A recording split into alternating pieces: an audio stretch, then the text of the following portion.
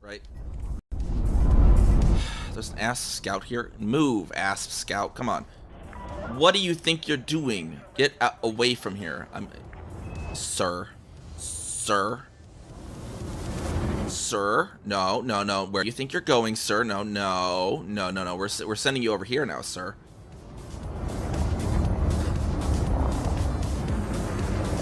Just gonna keep moving you this way, sir. Nope, sir.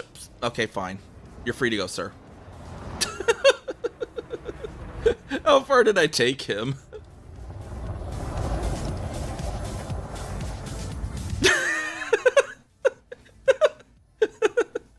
Oh, I actually took him pretty far.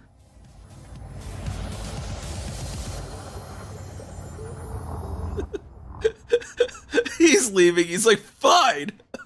Fine, I see how it is. Screw this station. Fluster Neve too.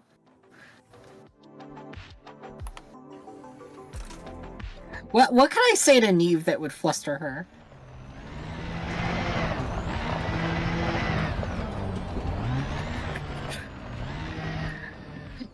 Like, just get up close in the microphone and be like, "Hey Neve, you look so mustardy today."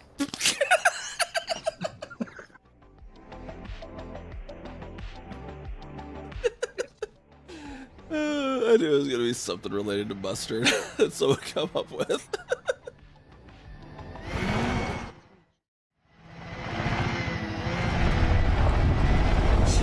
Bonk.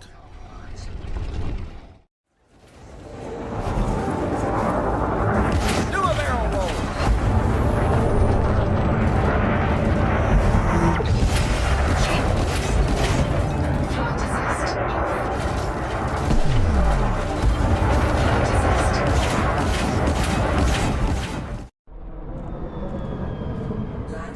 Do.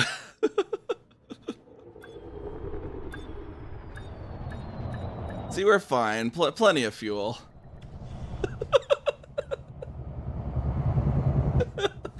Just look at the dang fuel bar.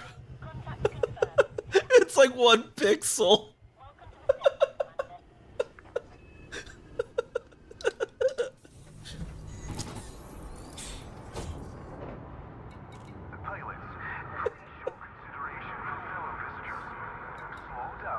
No fuel rats today.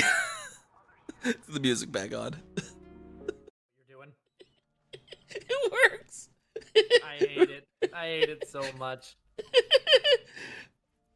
I'm working on getting the Sussex bark we need. All right. Throw. All right, Scratch.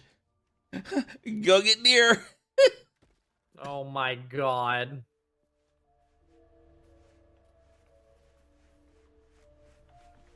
Good boy.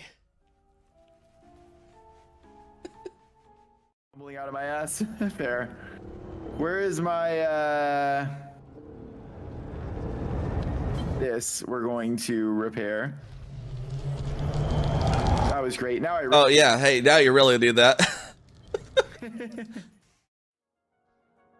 All right, Apex pilot, have fun with this.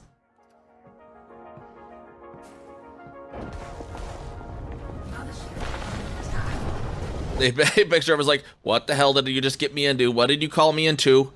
I should have known. Someone calling me in next to the Mafia's main place of business, main military installation. Can you do it? Can you do it? I can't even see how much hold they have. 42, 22. Come on, you can do it. You're gonna blow me up, aren't you? You are a horrible. I need a refund. I need to speak with your manager.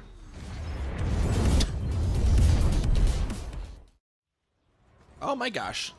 Die. I wanted them to die, not me. Gosh.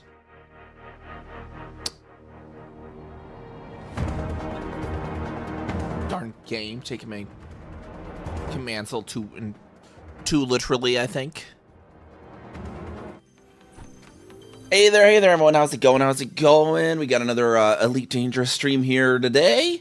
And finally, we got done with the political issue we were having in that one system. And why is my mic aimed up slightly? Hold on, there we go. And Yeah, so now we can get back to colonization now that we have no risk of the faction we were fighting against being able to fight back. So now we can just build stuff, you know? Some nice relaxing building stuff instead of combat now. And my main account, I almost got all the way to hostile the Federation. I almost wanted to just go find a Federation faction just to start shooting at it again, because I was negative 30. I was 36% of the way through the last thing to hostile. I just want to do it at this point. But for now, we got to finish building our Lagoon Nebula station. You know, a bunch of CMM composites and stuff to pick up, so we got to do that here at Frank's Folly. Ship release confirmed. The launch underway. And yeah, we're out here. We're in Lagoon Sector, Lagoon Nebula. We'll be building right over here, right up at the top, the nebula as well. Get that placed in, and then we gotta see what we will need to actually build, make it viable for getting a universal card graphics and something.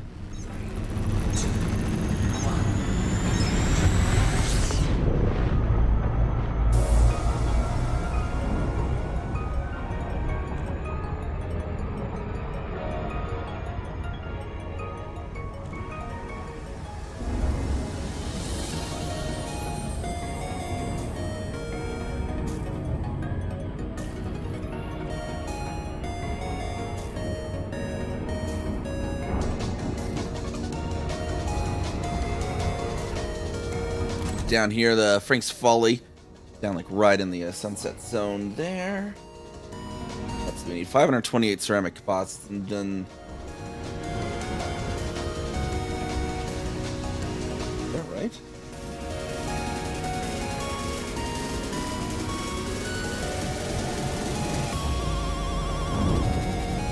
I thought I was gonna need more on the other things. I guess this is the last load we'll need to do here. Supposedly, let's carrier set the jump then.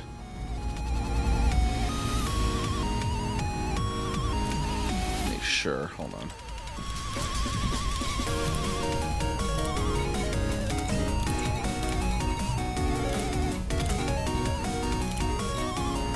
$29.12.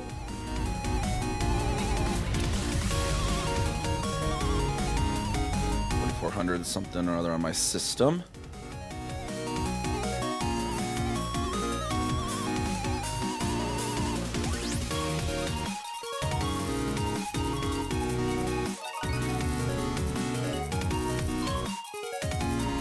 Someone apparently delivered stuff too. That wasn't me. Okay, because I had it as we needing 4,000. Okay, we don't even need to fill then. Holy crap. Yeah, I guess I might as well just grab something while I'm here in any case, but get the carrier set to jump. I just have a little overage for next thing we need to build.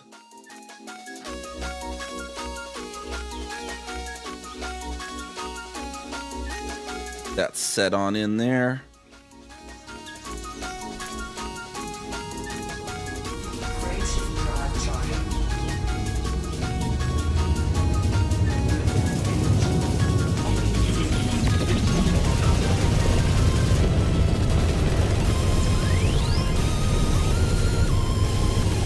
I'm gonna pick up the stuff while we're at it. In any case, we're gonna pick up CMMs because other things might need CMMs, of course.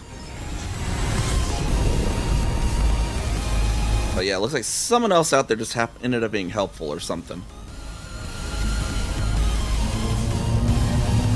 Oh, no. Take it. I didn't mean to slightly go down on that. Whatever. You know, we're only 37. Let's just take it down.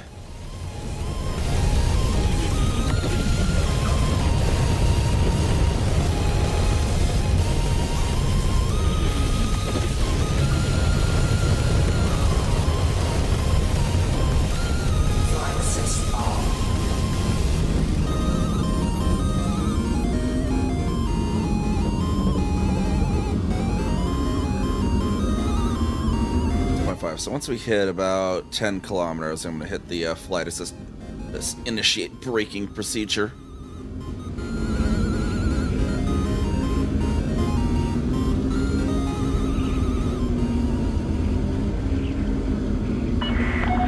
Zorgan Peterson, Foxtrot Sierra Niner.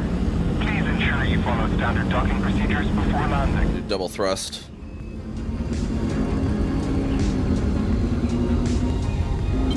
Flight assist on. That should get us nice and slowing down.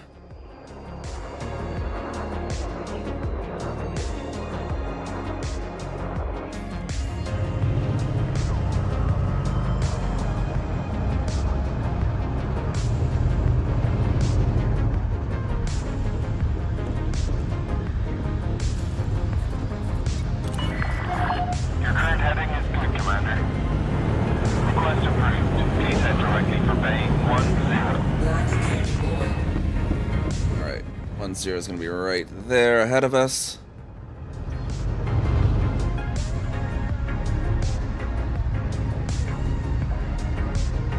Scan detected.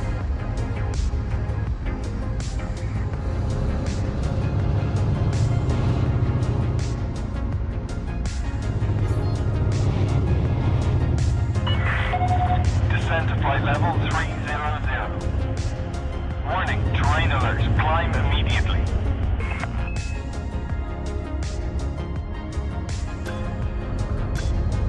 Hull integrity compromised.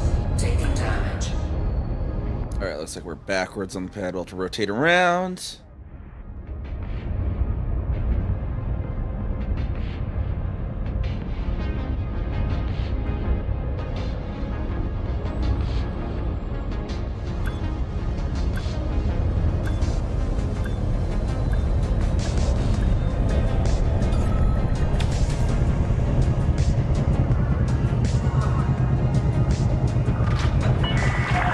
Ship is on the ground. Ground crew dispatched. We're pleased to have you, Commander.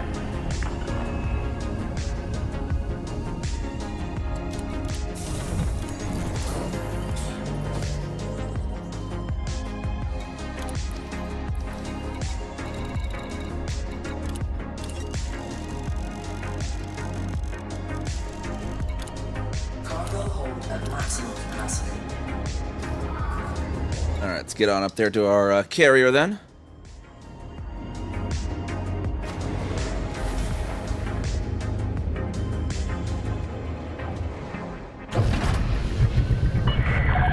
Landing locks are off. You may leave when ready. Landing gear retracted.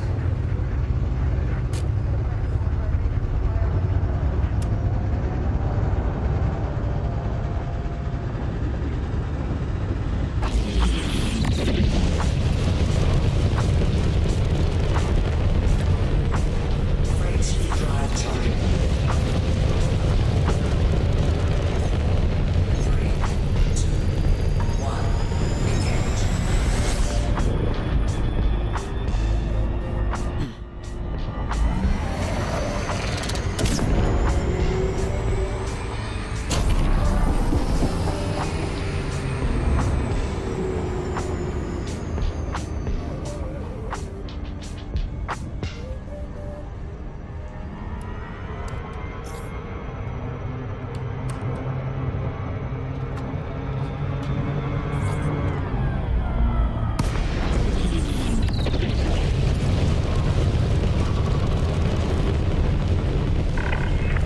Welcome, Commander. Communicating open if you require docking access. Attention. This carrier has scheduled a hyperspace jump. Please conclude any remaining business in this system prior to departure. Docking Alright, carrier should be doing a jump here shortly then. during approach. Landing gear deployed.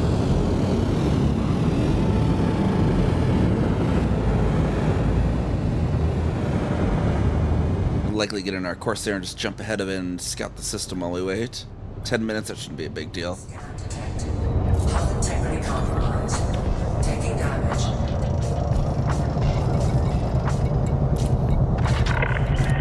Docking confirmed. Oh, that's right. We did get our new squadron decal too, so we should probably put that on our Corsair. We're at that.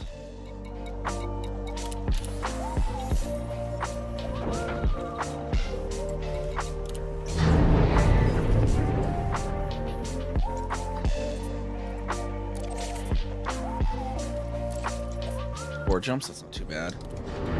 Livery on though.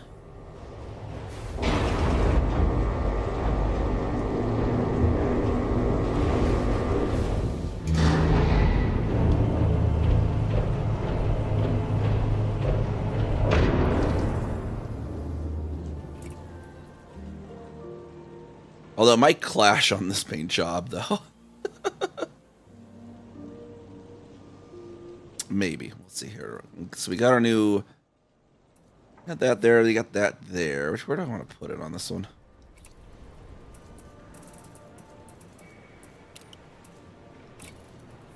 We got the new squadron decal. I redesigned it to represent the minor faction of CA Psychiatric Institutions Limited. More specifically. And much more simple and straightforward and vexillogically sound. Pick that on the side, perhaps. There we go. The sides with the squadron logo.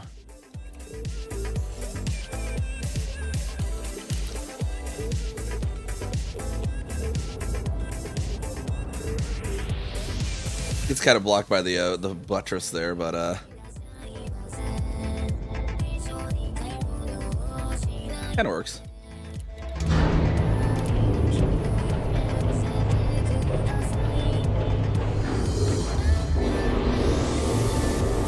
Although I might maybe for this account I'll do the new Void Corsair. That might look good. Void black on the Corsair, that could work real well.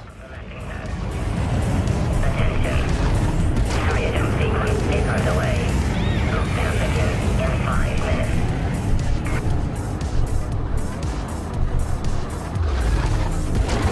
Phase shift drive charging. Departure complete. Cell automata.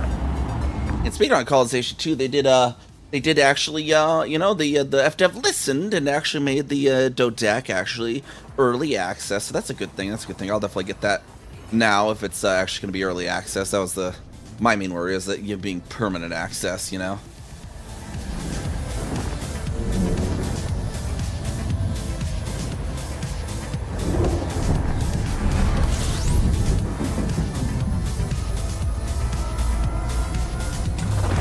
Fuel scooping.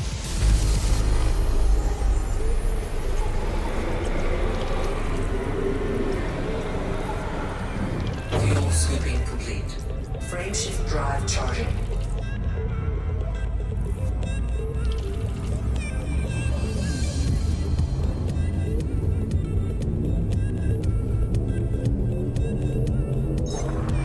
Three, two, one, engage.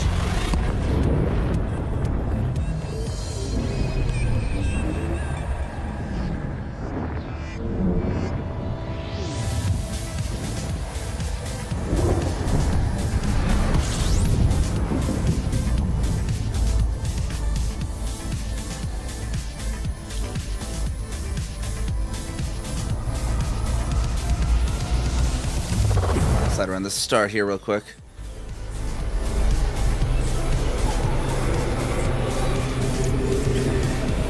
Fuel scooping complete. Frame shift drive charging.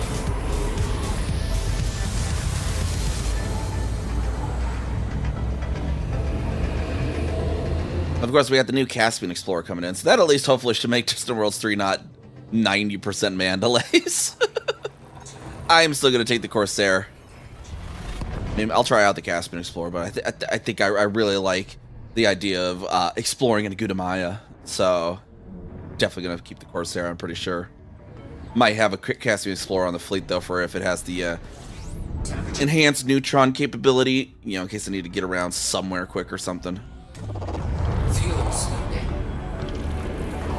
But if it does have the enhanced neutron capability, that make runs to Colonia really quick if it's like Mandalay range with super boost on neutrons and stuff. Frame shift drive I can imagine just the sheer insane jumps of that, if that's going to be the case.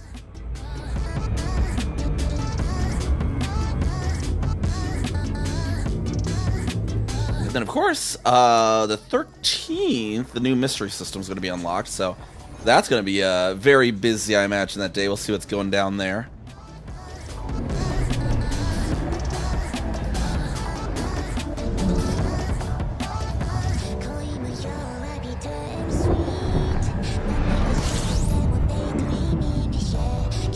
There we go, and there's going to be where our, this is going to be our main colony here. Run over the carrier now. Watch it jump in.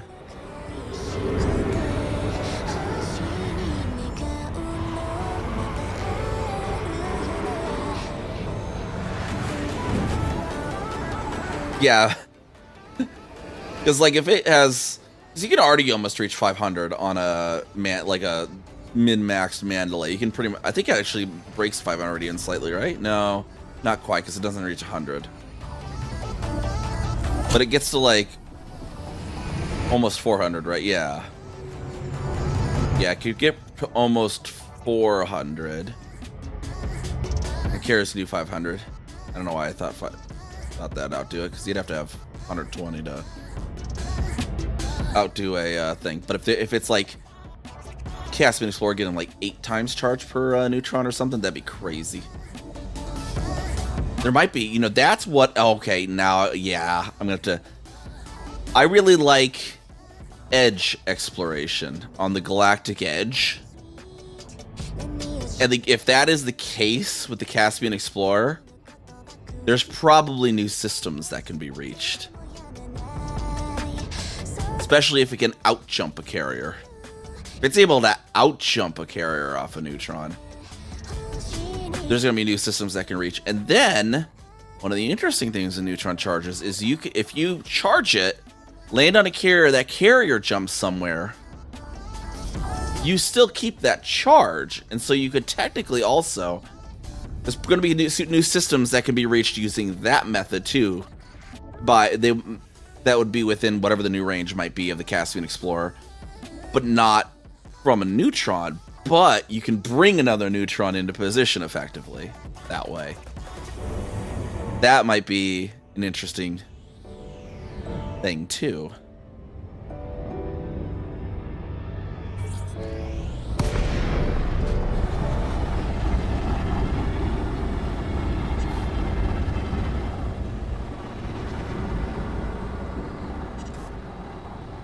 So yeah, that would be really cool. Like, so it comes out early December. We might do an early December run to like one of the edges, or maybe straight down or something. See where we go.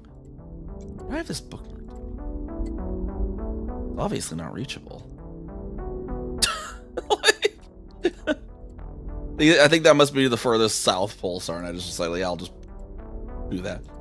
Maybe a trip to like anti-Jamesons. Maybe there'll be even a new, or not, an anti-Rackhams. Maybe there's gonna be even a new Rackham and anti-Rackham.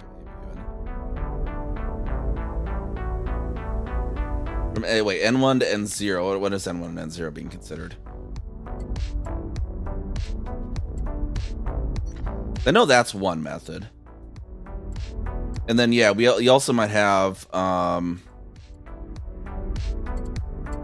it's like, yeah, edge explosion. This is one of the clusters I found, and I have someone. There was someone who found it a little bit before, but there are still first mappings and some first discoveries and stuff on stuff. There's this cluster out here that goes like almost 300 light years. It goes, or sorry, almost 3,000 long. It's a real cluster. It goes from there to there, and they're in like the gaps between the stars. Is often carrier needed levels too. Like from there to there is just one gap, and it goes all the way these thick 3,000. So I explored that a bit really early on when I made NiamhKami. Going out there again might be cool. Maybe new stuff like that to visit. And there's, and who knows how much the charge will be. Maybe you can do something absolutely insane with the Caspian Explorer. It's like maybe 8x is, maybe we're being conservative. You know, maybe it's going to be absolutely bonkers, you know?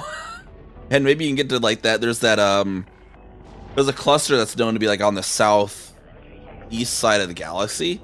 That's like 2,000 light years from the end of the star. Like, imagine being able to reach that thing. Like, oh, 707, all that is Jay. How's it going?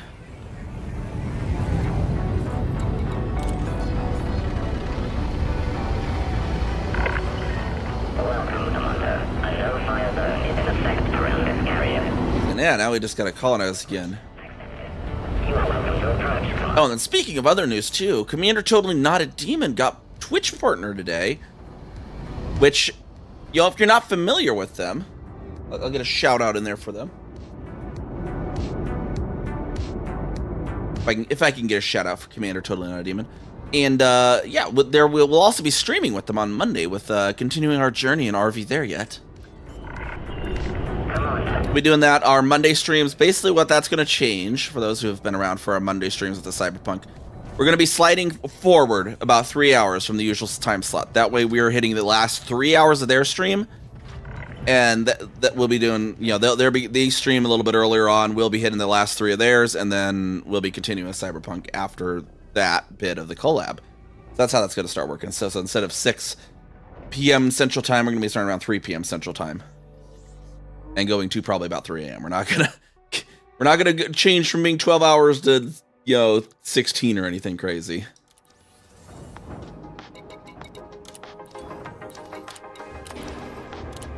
Why didn't that actually fix? There we are.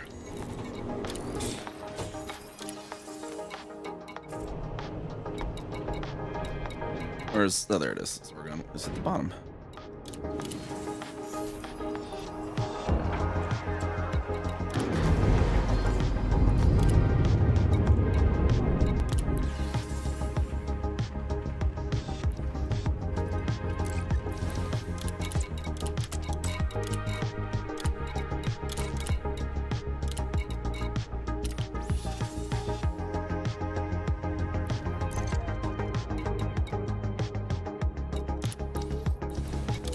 So those CMMs into the hold, we'll deliver those over now.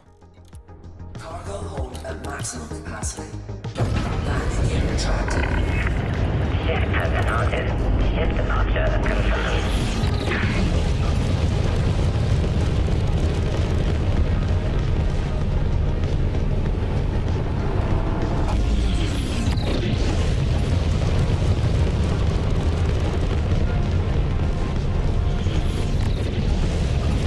Yeah, what systems are N1 and N0 being referred to? Drive charging. 4, 3, 2, 1. Engage.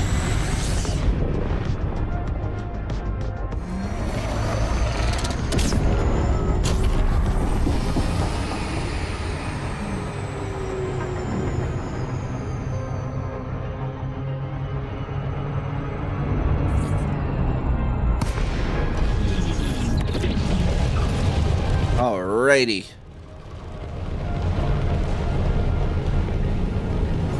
Get in range here. Request the docking.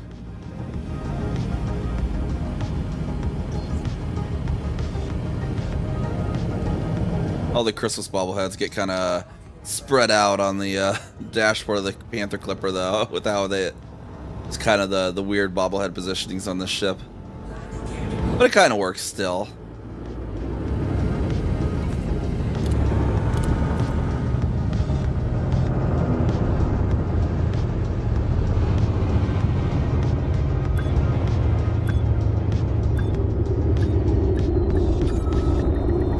Hull integrity compromised.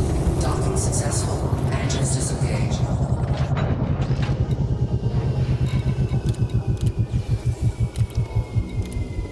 Landing gear retracted.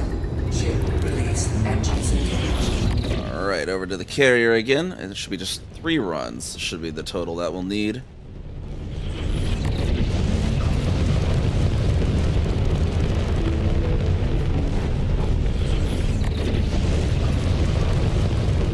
Freight ship drive charging.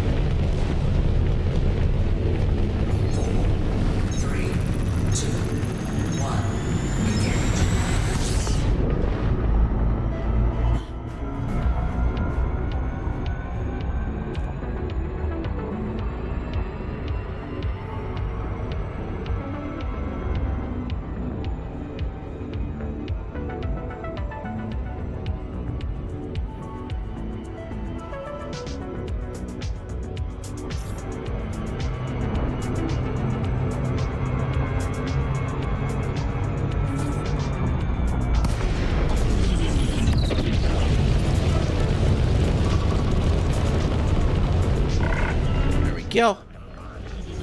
You are in SoCal.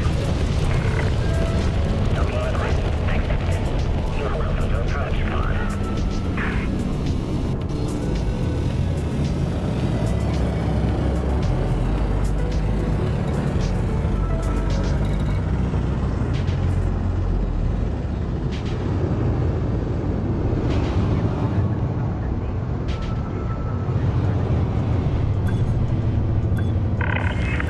Commander, your landing gear is retracted. That landing gear out would be a good idea. Important. I need that. Hull integrity compromised. Then I wonder what they're doing with the landing gear on the Caspian Explorer. They said it's like advanced to be able to land on rough terrain better. Your ship has docked, Commander. So I wonder if they're just making it like super high or if it's actually going to do something special.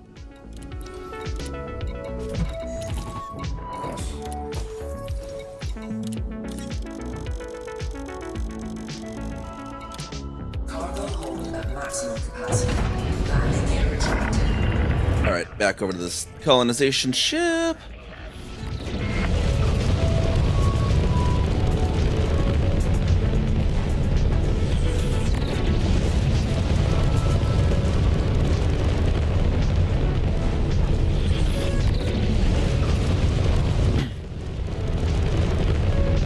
Frameshift drive charging.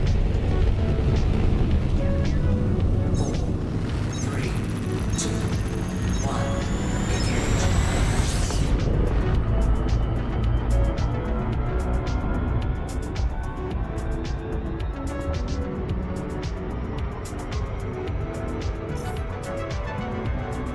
Just getting range pretty quickly, just full throttle. I don't think we need to SCO it on this short little range.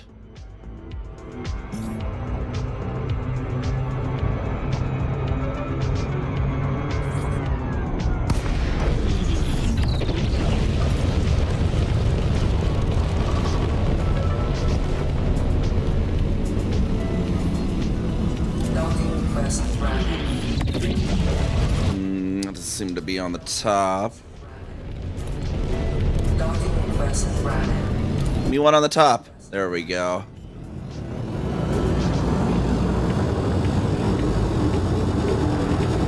Landing gear deployed.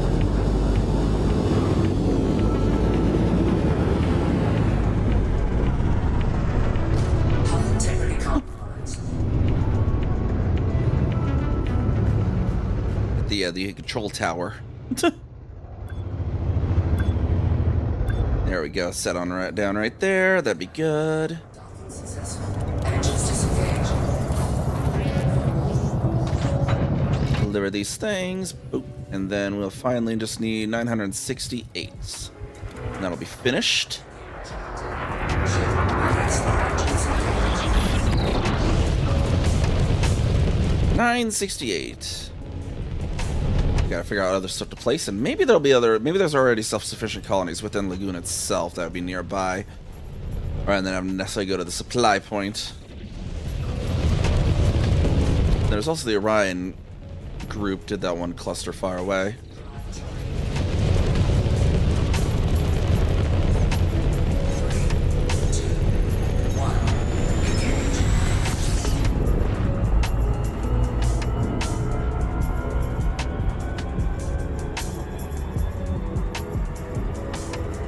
Lovely view of the Lagoon Nebula over that way, though. The reds and the greens.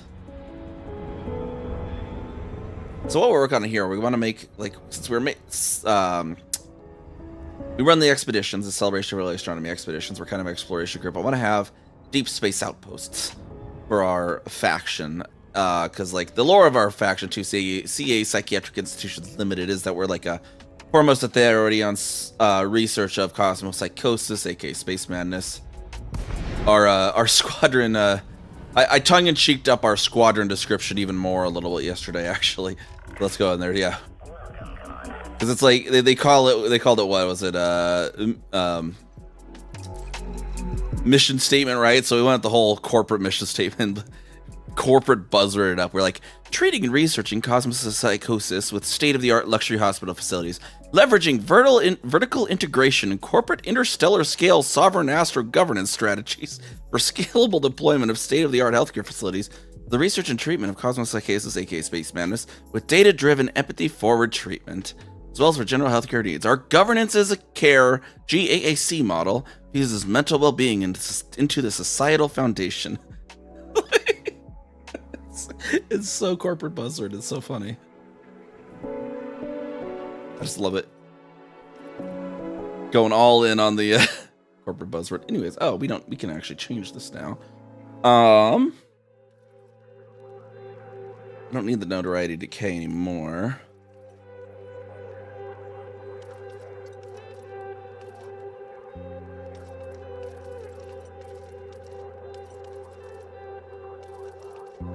Activate that one is good.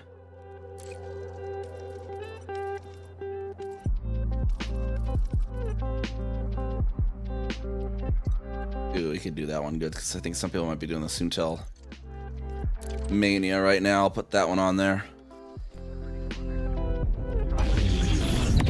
Alright, let's get docked on over here.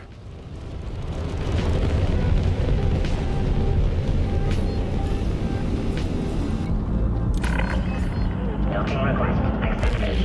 Maintain an appropriate speed during approach.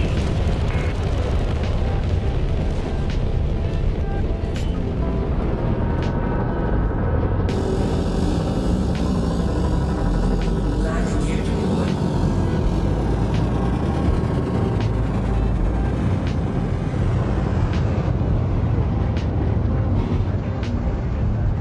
Little drifty there, but we'll set it on down.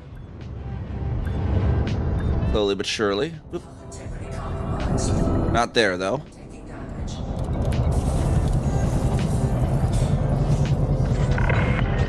Docking confirmed. Ship is secure.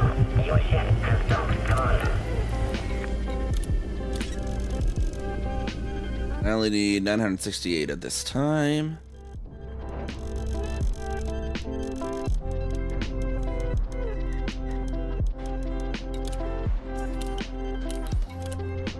Landing gear retracted. This bad boy finished. Underway.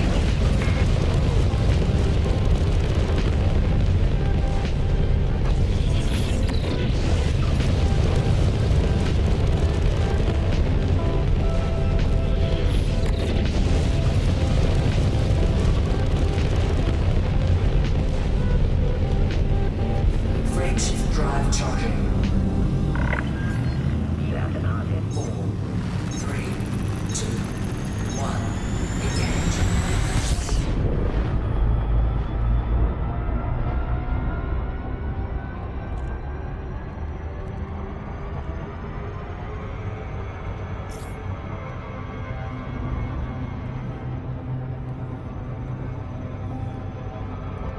Arrive shortly here.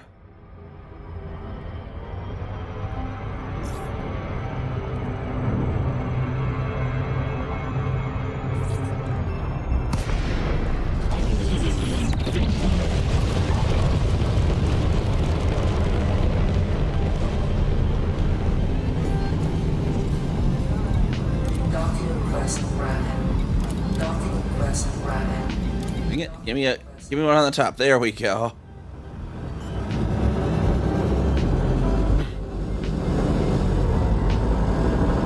Landing gear deployed. There we go. Got one on the top there.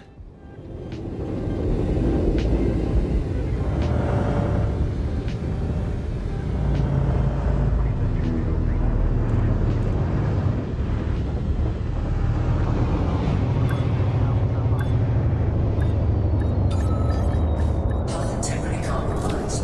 Taking damage. Docking system. All right. And final delivery. In the bag here. And we building the future together, of course. If we could just let me out of the screen. I don't know why do we need this every single time? Every single time we don't need this. And then they popped the button up earlier, then you can actually click on it. All right. Ship released. Engines engaged.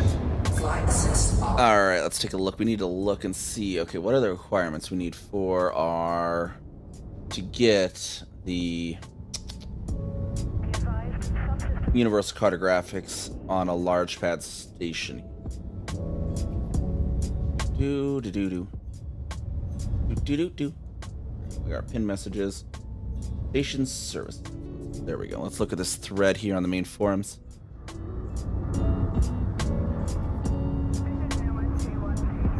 There's something specific. Okay, tier 3 port or tier 1 or 2 port with strong link to a satellite station.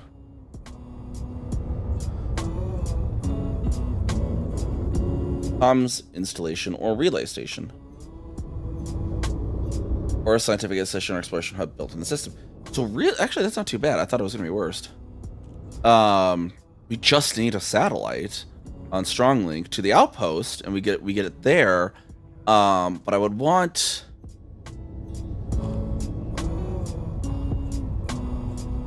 the tier 2 port to be able to like have large pads, right, for this.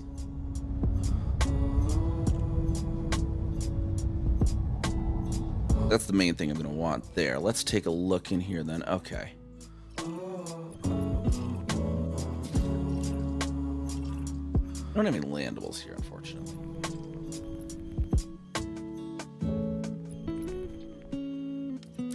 I did kind of want to potentially claim this other thing, though. This was one that wasn't quite within claim reach, and that had a kind of a cool thing going on. It had this green landable 4. I really like that idea too. I do really like this. But the primary port's going to be there though. That's the problem.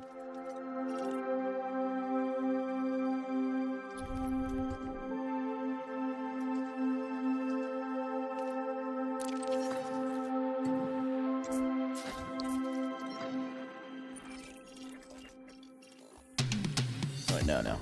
The one I'm in should be here. Let's see what we can do here, though.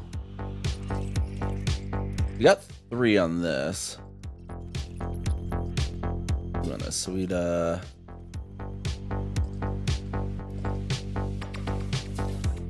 these are all just going to be metal, right? Okay.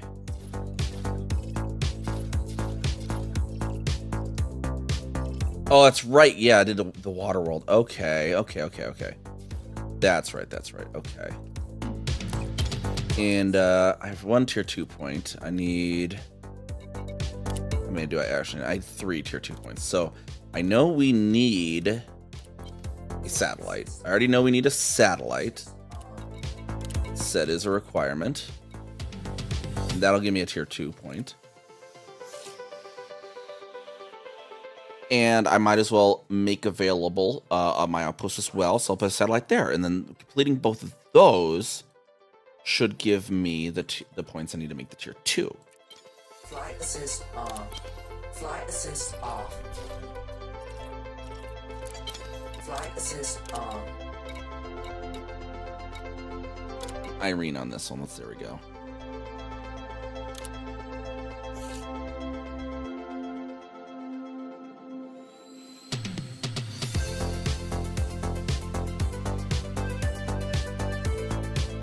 Remember to mark this later in my spreadsheets, my planning spreadsheets. There we go. All right, and so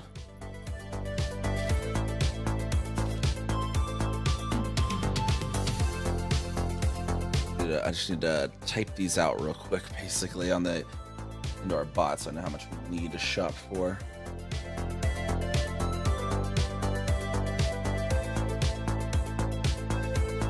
Need aluminium.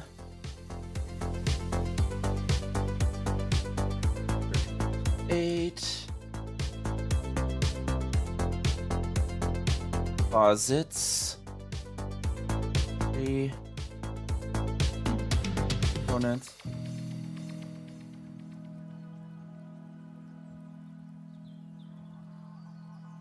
$286 copper.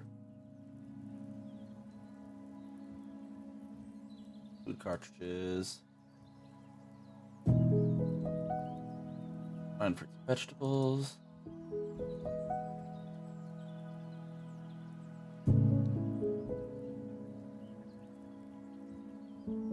6 insulating membranes, 666 liquid oxygen. Lovely number for the liquid oxygen, right?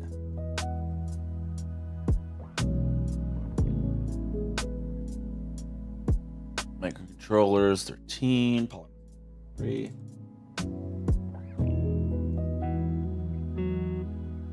Power generators, 9.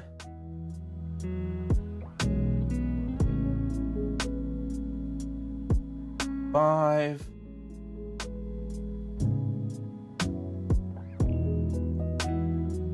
Deal 2,535. And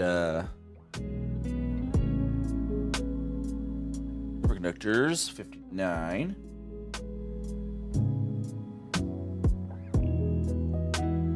Titanium 14. Water 22.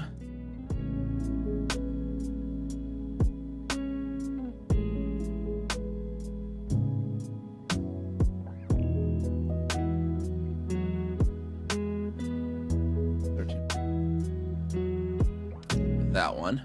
And then this one. The numbers are slightly different each time. It's kind of the annoying part. You can't just predict these.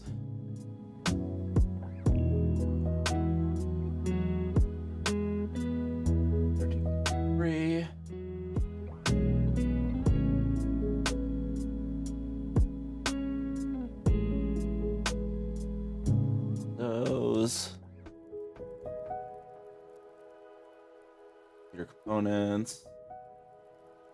Copper is 2. Cartridge 7. Vegetables is 9. Memory is 102.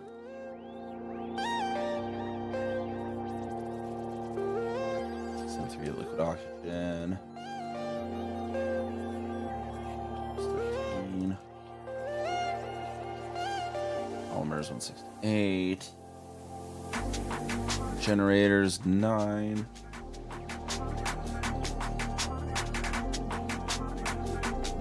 Semiconductors 35. Steel. 8. Titanium 15. Water 21. And water purifiers 14. Perfect. Okay.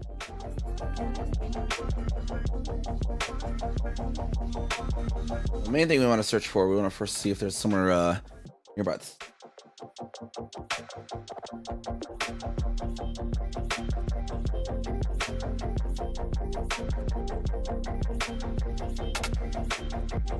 By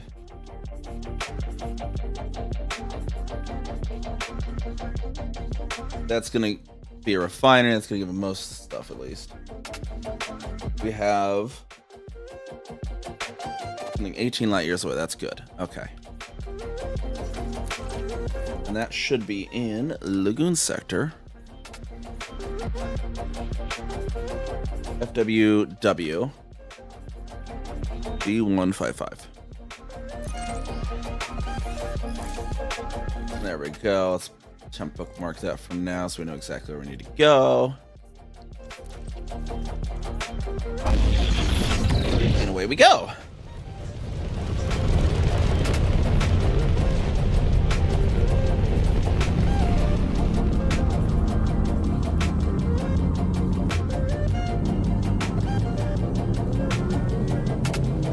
Hey, Desi, the fish. How's it going? Let's see how we what we catch here.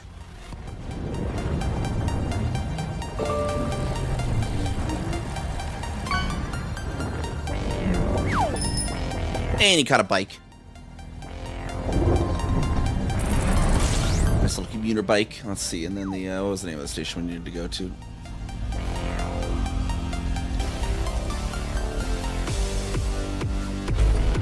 Eternal intake. We need to go to eternal intake. No, not Washington City. No, Eternal A take, apparently. Sorry. Apparently it's Eternal A take.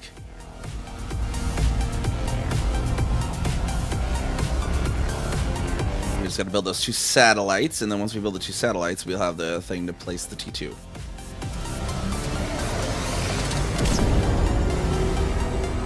And then maybe I can just hire someone to build the T2.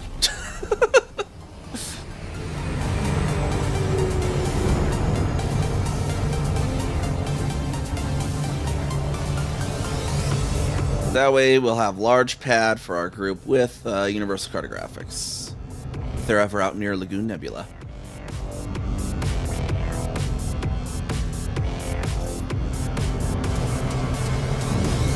Well, that we also before we build the complete the T2, we want to BGS control ourselves in our other system, or in this system, the one we just did.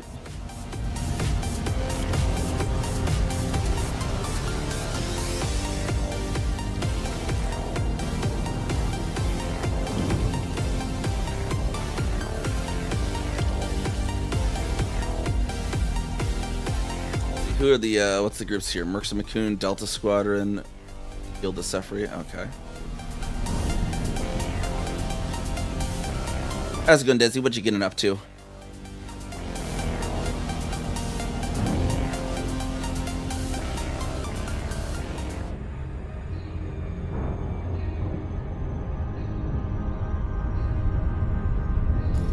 They got like a war going on here. Apparently, they must be doing their own BGS rays. Oh, it's actually Mercer McCunn and Guild of Sephri. Huh. That might just be an accident then. That's not raising anyone.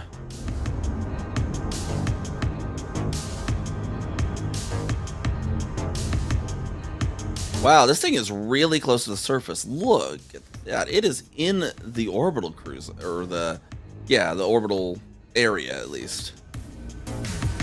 The orbital envelope.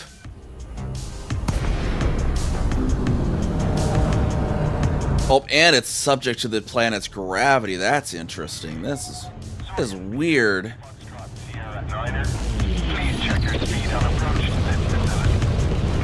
Like, we're here. We have 0.33 gravity right now. Like, if we were to stop.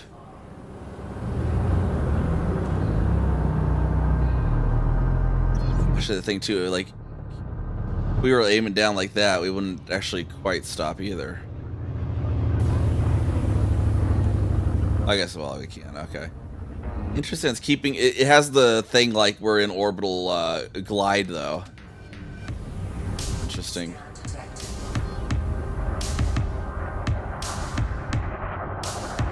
Yeah, if we turn off our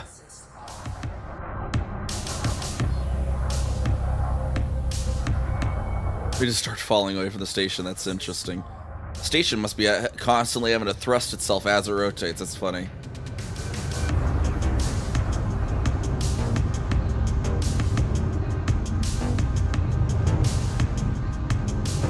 This is a real, yeah, this is really weird that it got placed this close. And yeah, Desi, if you're there, I don't know if you saw the news yet with the Dodec. That it's now gonna be just early access. No. Not meant to do that. Access denied.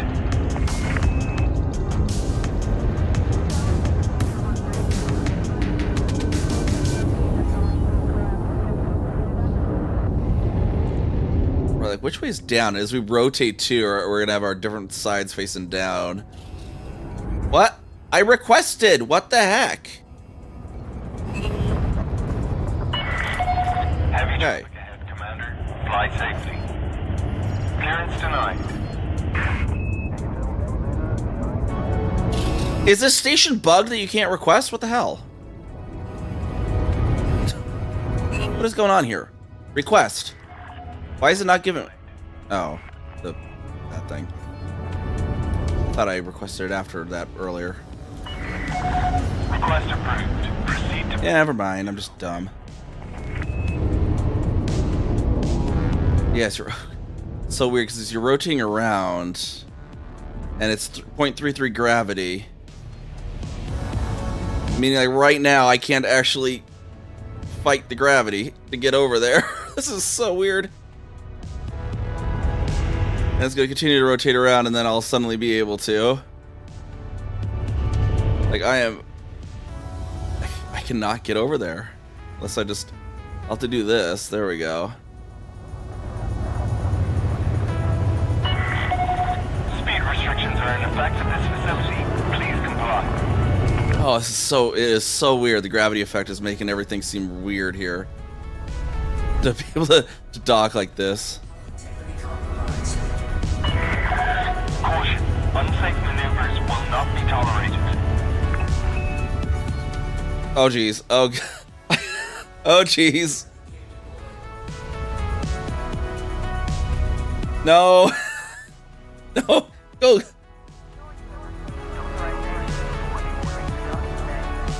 No, go over. Okay, now it's rotating back around again. Oh my gosh. This is a station of all time. All right, let's get on the pad again before the gravity circles around.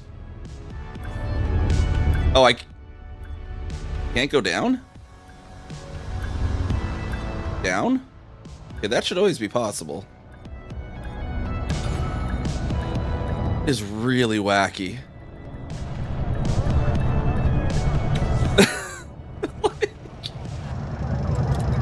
Wow, okay. Ship is on the ground. This has been an experience landing. Civil war is currently affecting the area. Watch your Holy crap.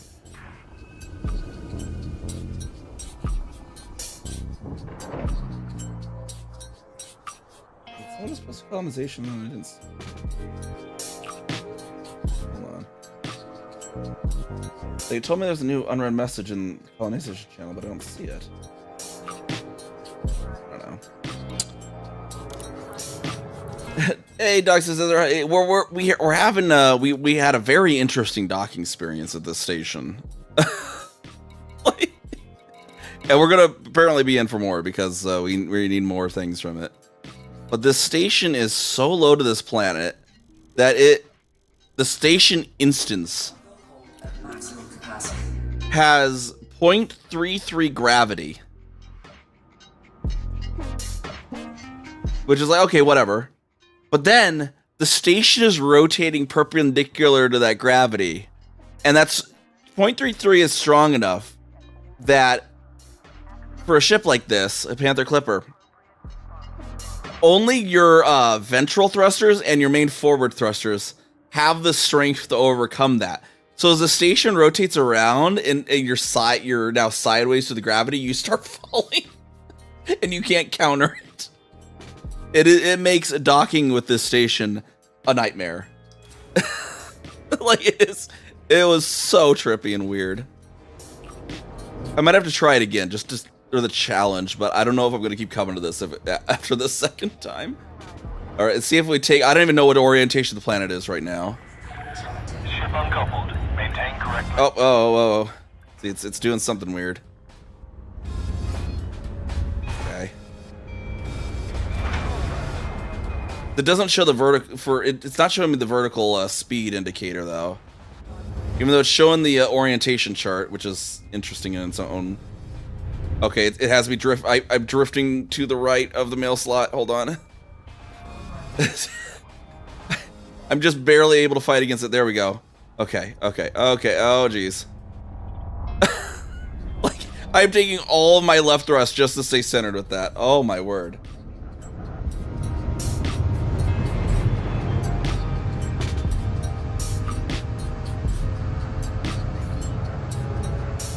No, what do you mean, like, nothing but losers?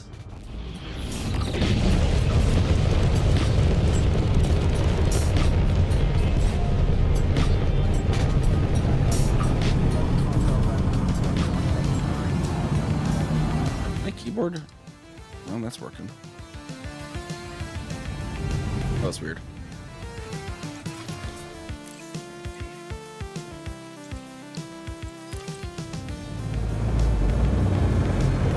is Soontool having system chat issues kind of thing, or what's going on there? Or Nguri or whatever it's called. Nguri.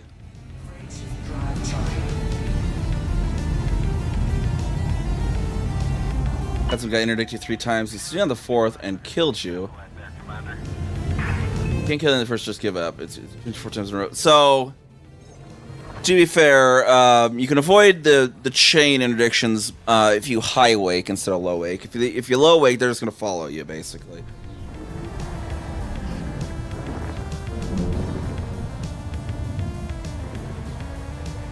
And they might have been toying with you too on the 3. That's the gankers will like to do that, make you think that they can't actually get you. But like, if you're anything. If you're in anything that's more than like maybe like a real nimble small ship or a Mandalay in the Super Cruise, pretty much the interdiction min game is so slanted to them, they can guarantee. Oh, you dropped and then yeah, but yeah, they'll keep going for you, but you got a high wake, otherwise they can just follow you.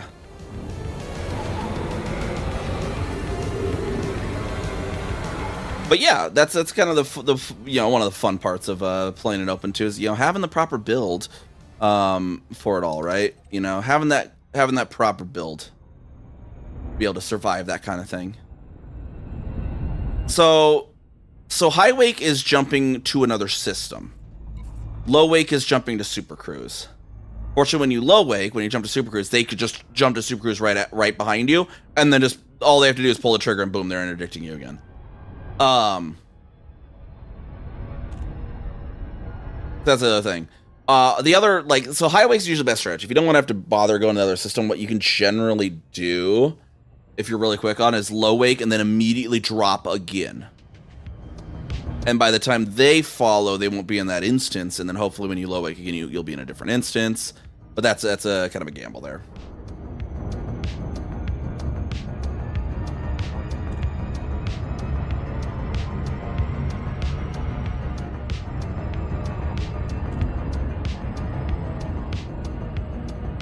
What I think would be kind of cool, though, for a module.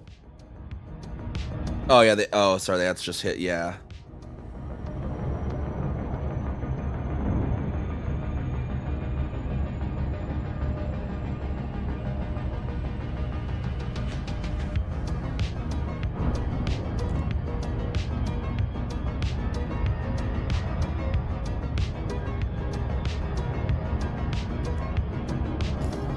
Who is we got Dukes, Mercs, CA, okay.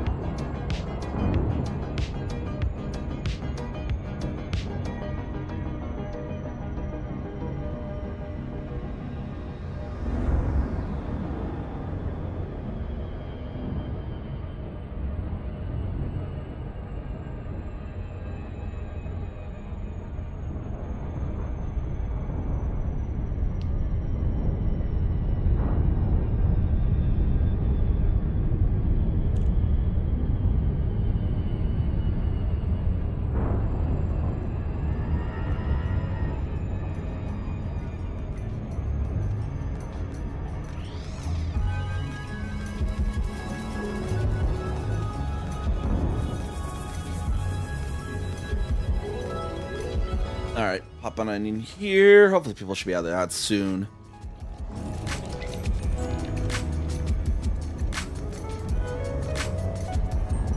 I need to tune my streamer bot so I can also get an in-ear audio notification when they're coming up and all that good stuff.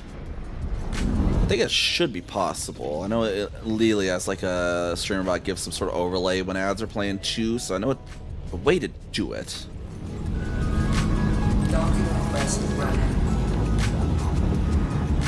That'd be good to do. Anyways, 10 seconds. Hopefully Doc says Edward is out of ads here in a moment or two, or not already, if they're not already.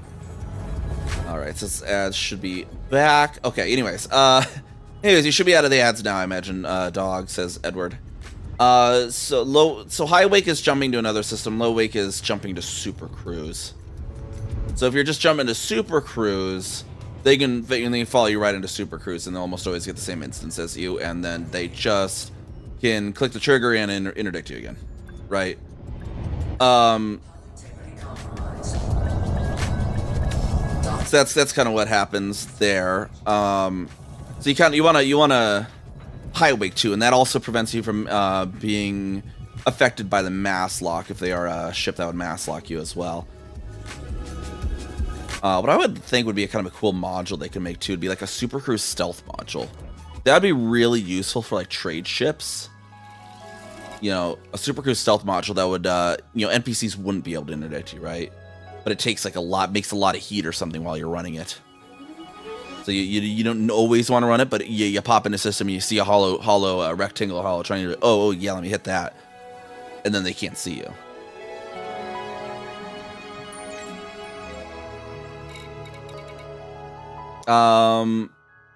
Pack hounds aren't gonna really do anything to a ganker ship, honestly. They also have engineered builds. They have like PvP like engineered builds too. So, and unfortunately, pack hounds really are not good at all in PvP. They're great in PvE, but the kind of stuff that you'll put on as a player, absolutely, the pack hounds just don't do much.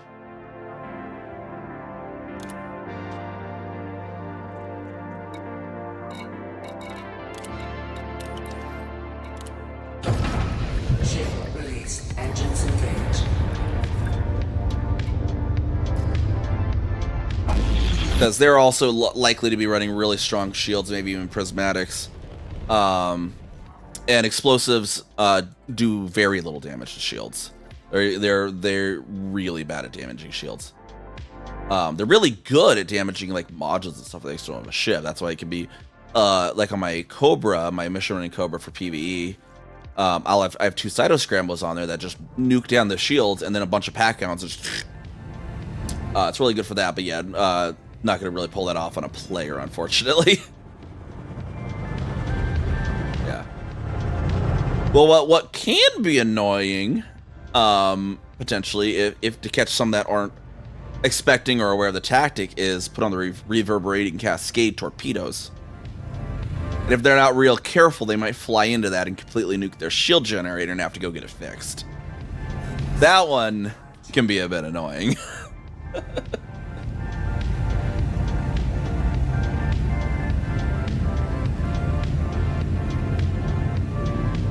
Because then you're actually kind of inconveniencing them for a little bit. They have to either sit and AFMU it back up, or they have to go to a station, or they have to deal with not having a shield generator. Torpedo pylons, and you can put on reverberating cascade. When they hit shields, each one does 25% damage to the shield generator directly. So if you hit them with 4 of those, shield generator stops working, immediately drops their shields no matter what. Problem is, if they're expecting it at all, they can avoid it, because torpedo pylons fly at 250 meters per second. Pretty much any ship can outfly that. So if they actually catch that you've shot those at them, they can outfly them. But if they don't catch it, they might not, and that might be the good thing. The pack hounds, if a common tactic, sometimes to sneak those in on someone, is, bam, bam, bam, bam, bam, pack hounds, bam, bam, bam, bam, bam, pack hounds, and then in one of the volleys, be like, bam, bam, bam, bam, bam, pack up type torpedo, pack on torpedo, pack on torpedo, and so they're just saying it's a whole bunch of missiles, because first few times it hit them, it was a whole bunch of torpedoes. Actually, had someone in the instance for a moment ago. That's kind of funny. So you hit them the first few times with just pack hounds. They're like, oh, this guy's just running a bunch of pack hounds. And then, like, after 2 or 3 volleys, then you sneak the torpedoes in. And then you keep firing too, so that, because obviously the pack hounds will outrun the torpedoes, and they'll spot them if they're being really, really attentive.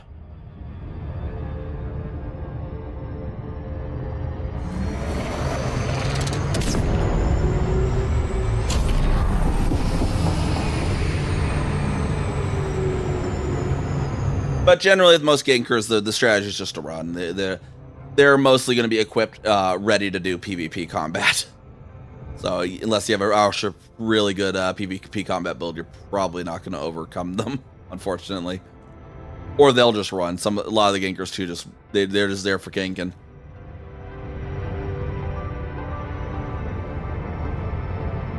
I mean, at least with Soontil, though, it kind of makes sense. It's not necessarily really ganking when it comes to the Soontil Mania.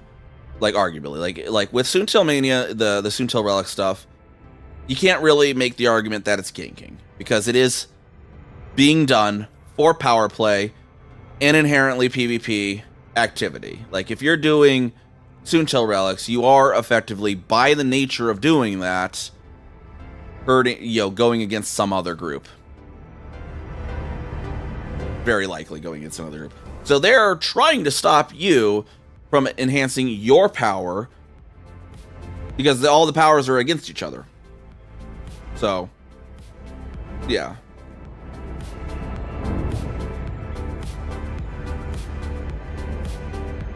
That's the other one too. It's like if you're doing the Soontil Relics, you can't really argue it's ganking though in any case because it is an inherently, group versus group activity. So they're, as long as they're not the same power as you, they do have a valid, in-universe role-playable reason for attacking you.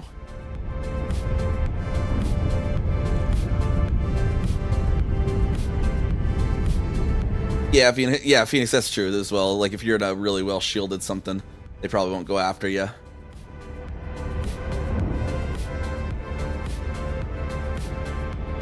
Not all PvP. Ganking is specifically going after a weaker target, knowing that you will, getting the surprise on them and blowing them up by surprise. That is ganking. If it's not that, it's not technically ganking.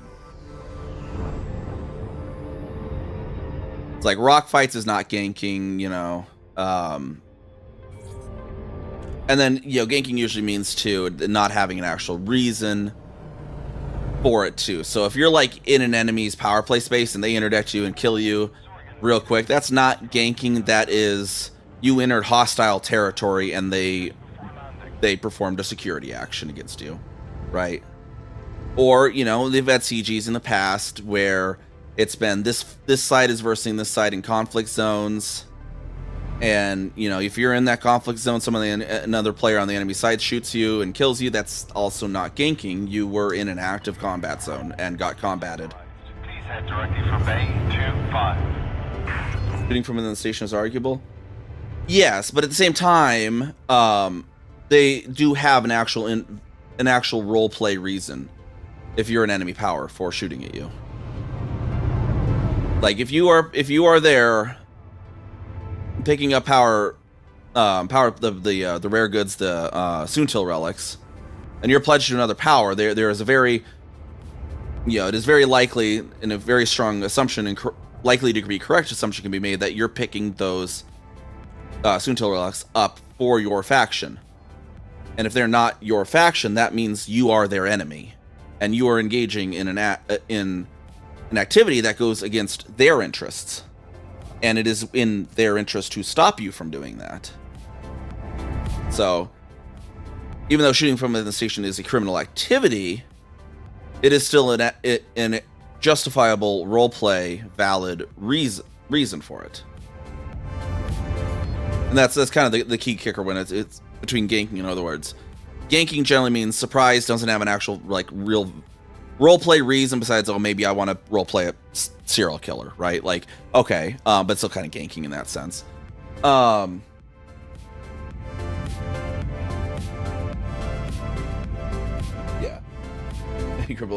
Didn't sign up for their horseshit reason RP.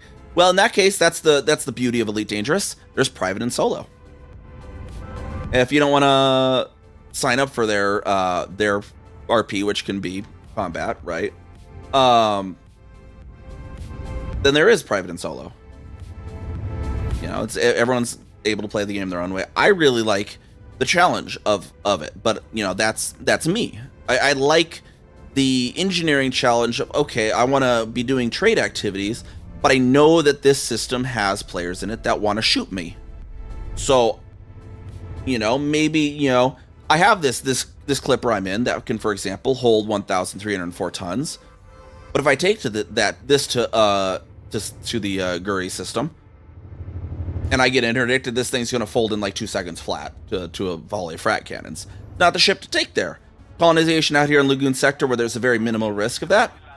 You know, not a bad idea to, you know, maximize the cargo. But I do have my other one that's on my fleet carrier that you might have seen called Armadillo Panther, or was it Armadillo Clipper? Armadillo Clipper, and that's one that I have armored up. It's a prismatic shield, and it still holds 970 something tons. Still holds quite a lot, but it also has 4,500 shield strength and 3,500 armor, and so, you know, even a full wink of gankers isn't going to take that down. Like, because I had single gankers that have failed to get it to 80% shields. Like, so that, and so you're balanced. I like that. I like that bit of balancing. Like, okay, if I'm going to be going in a hot zone? What am I going to need to sacrifice, right, for security? You know, maybe not everyone wants to do that, and boom, they can take the unshielded clipper and they can safely go in solo or private group without the risk of being shot. But for me, I kind of like that. You come up with some unique challenges, some unique builds, you know, unique strategies. And one of my favorite ones sometimes too is seeing, oh, there's a ganker sitting above Farseer shooting anyone who comes in. I drop out 50 kilometers away in silent running and flight assist off and float on in. And usually by the time because then they have to visually spot you, and you're silent, so they're not seen on your radar. Flight assist off, you're minimizing how often you're using your thrusters. Now, some ships this doesn't work very well. Some of the ships keep their lights on even when you're in silent, which is kind of annoying. But usually they have to visually spot you, and it's often dark at Farseer. So usually by the time they see you, you're within a kilometer or two of the pad. And so usually they don't have enough time to actually kill you. That's another thing I came with. Like, it's a strategy you never have to sit and be like, come up with that if you played in solo. And it's good. I kind of like those mental exercises, right? Like, you know, it's like playing chess. You know, coming up with strategies like that. You know, I'm kind of the type that likes that.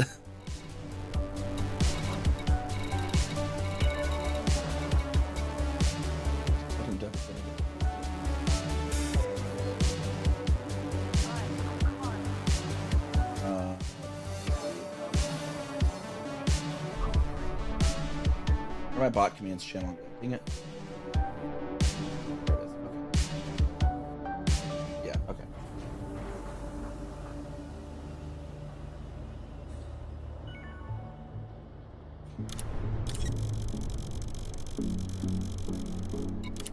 Cargo hold at maximum capacity. There we go. Okay, picked up some steel. We'll head back to our system again.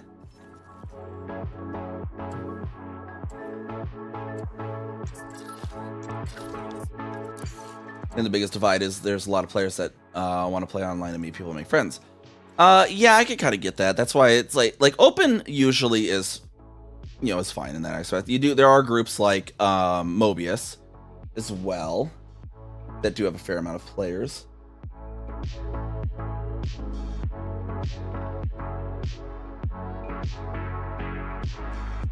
Yeah, the ringing fuel rat's kind of not cool, but let's try to steer a little bit away from calling them losers, though. Let's try not to go to that level. What you gonna do for the bathroom or something? Yeah, let's see, the community will make video, you know, retaliate on the ganker for that, you know, too. There's people that, you know, there are people that go up against the gankers and stuff. Let's see, holding the social aspect of MMO hostage, handful of cameras not acceptable, a bunch of people. Yeah, I mean, it's kind of a pseudo MMO, I guess. There's arguments to be made that it is an MMO, arguments to be made that it isn't. So it's kind of either way. It's like, I mean, you do got the nice thing with the other two, but one of the other things too is like generally open is fine, like 90% of the time plus. Most places you go, you aren't going to run into people. But if you go to Shinrada Desert or Seoul, or the current CG system, or something like Dury when Soontil Mania is going on, you may maybe pop into solo during that, right? Like you can also do the hybrid style. Where like, okay, you're generally in open, but when you know you're going to a hot system, oh geez, this system's doing that thing again. This station is such a trip to land at because of the gravity situation. Oh god.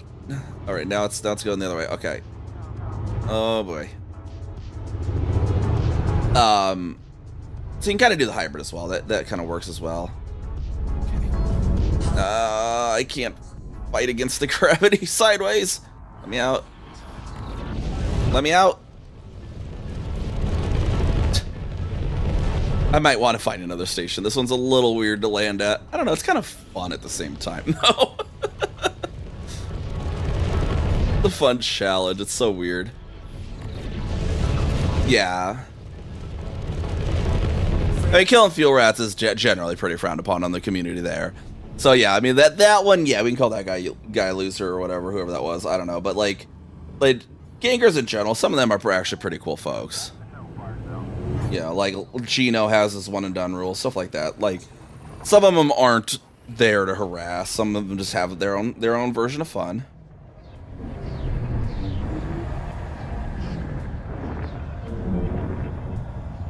I mean, heck, I gank from time to time, too.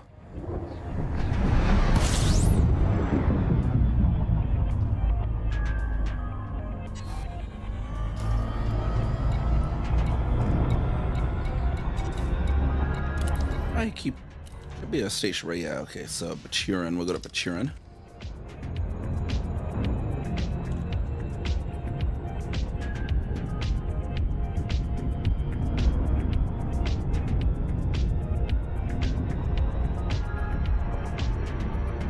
But, you know, and then also, like, if you want to play an open, but you don't have to kill the gankers, too, there is the block list.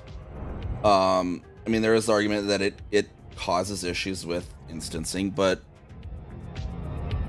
really more, like, big events or something. I mean, CG systems, you might end up not instancing with players just because most players are instancing with people you've blocked. That kind of comes into play, but it does exist. And it is a tool that you can use if you want it. Honestly,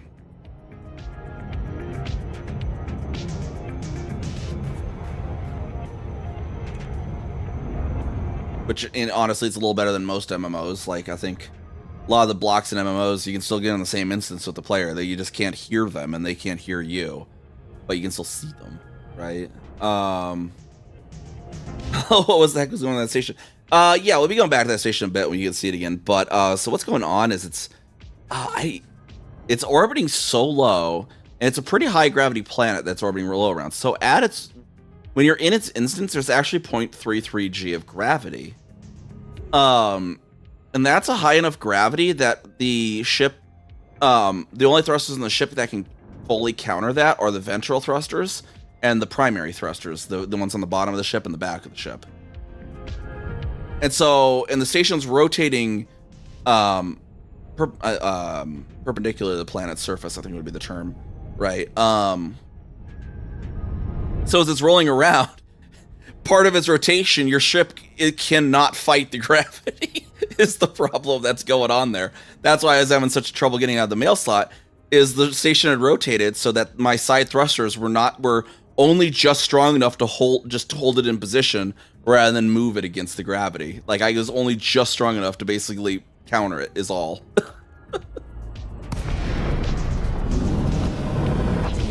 Yeah, I don't know why the station is so low. It is really trippy to dock at, though, because it's... You're trying to hit the mail slot, and all of a sudden it rotates around, and you're now falling away from the mail slot, and there's nothing you can do about it.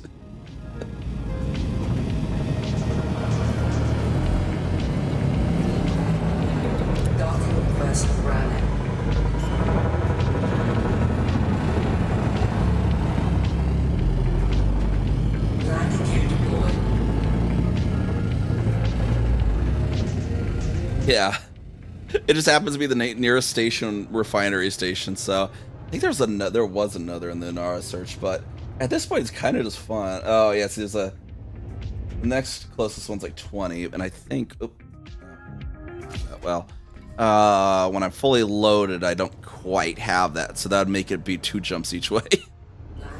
retracted.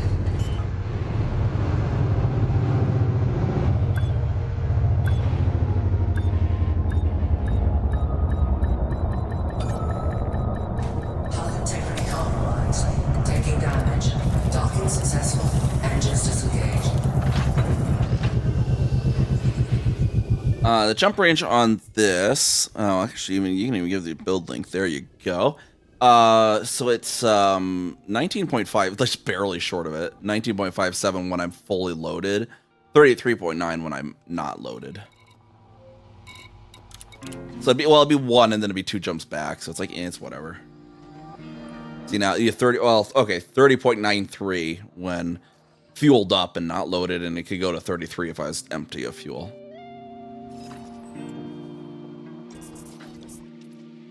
Yeah, we'll go back there. We'll check it out again. It's so funny, station. Ship released. Engines engaged.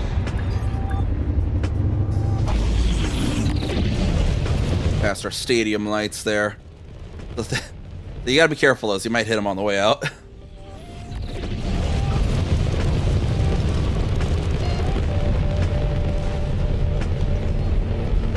Frameshift drive charging.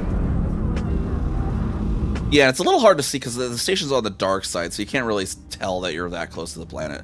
But when we're approaching in, you'll see what's happening. Because it's currently on the dark side, so that you couldn't really see the surface when it was there, but it's a little more obvious in Super Cruise.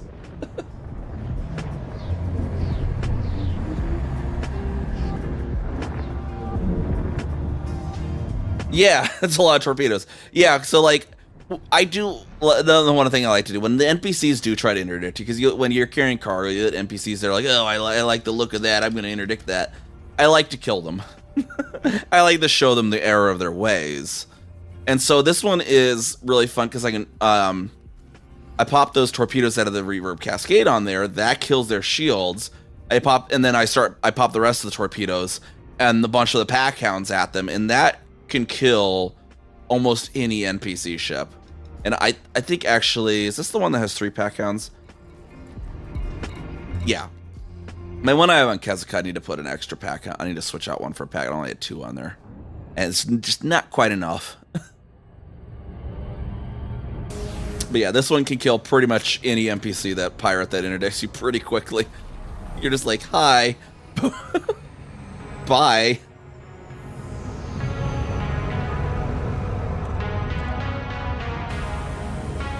Hi, Rinsler.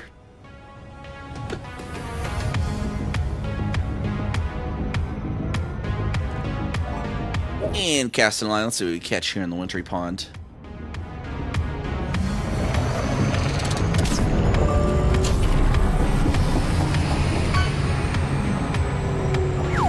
And he caught a mug. Nice, wintry looking mug, blue and white.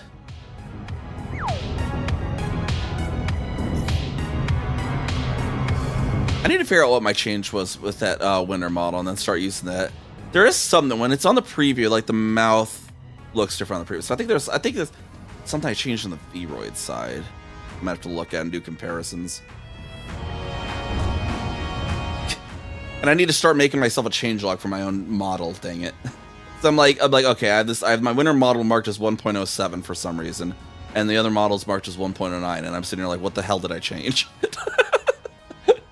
And the only things I know is I did the change when right after I was making Totally Not a Demons model. And there's something I did with the Totally Not a Demons model that I was like, oh, I could put that on mine. And I don't remember what it was.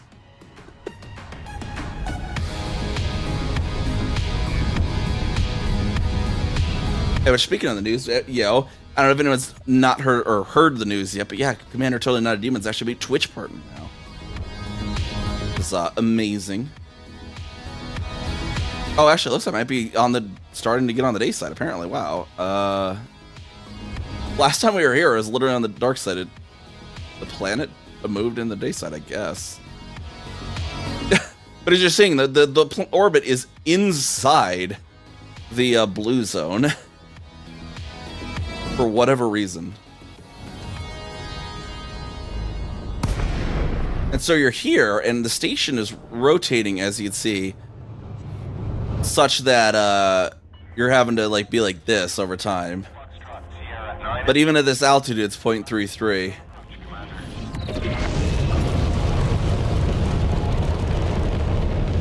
But yeah, when you're at anything but like your bottom to the planet or your rear to the planet, your thrusters have less power against gravity.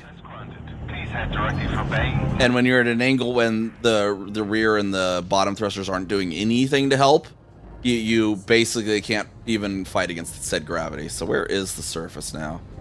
Because it doesn't give the vertical indicator, even where, because it's like giving the glide indicator for that thing. All right, so see we're mostly down, but we're turning now there, and so you see I'm getting really drifty.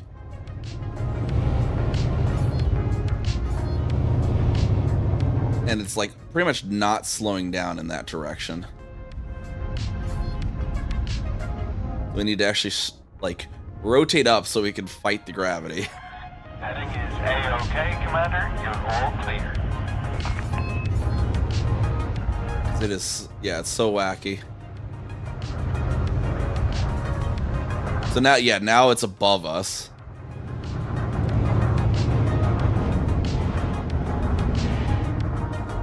Which lets us slow down really quick, but if we needed to go any higher, we would have issues. Because they're just enough power to hold myself in position. But I would not be able to like go that way much. Now it's gonna have us sliding. Yeah, now that it's over there, I just to stay centered, I have to pull this stick all the way to the left, and it's still not quite enough, as you can see. So wait for that to pop back around so I can center again.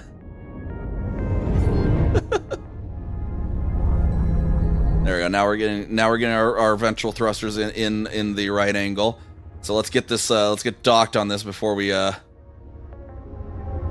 oh, see in the air here, I don't even know where the angle is now, but it's like it's dragging me towards the wall behind me. Taking damage. Attention. No visual on landing gear. I also want to see, hold on, like you can see the gravity is affecting which thrusters are firing, I wonder.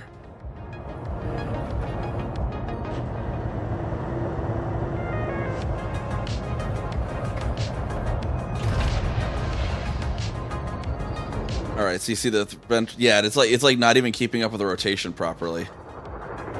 Like it's just doing that on its own for whatever reason.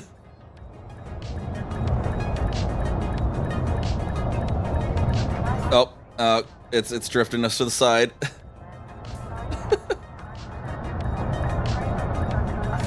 All right, we just gotta wait. We gotta wait for the planet to come around, and I can get to the center of the path. There we go.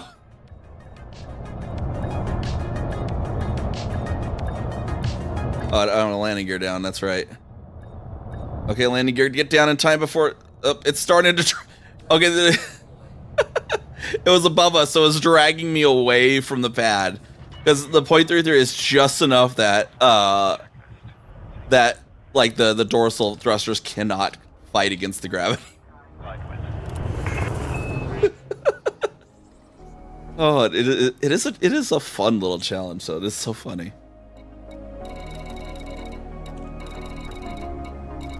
Wait, why do I still have 73 steel in there? Oh, I guess I must have delivered all. Okay. I'll need 1231 on the other one at least. Cargo hold at maximum capacity.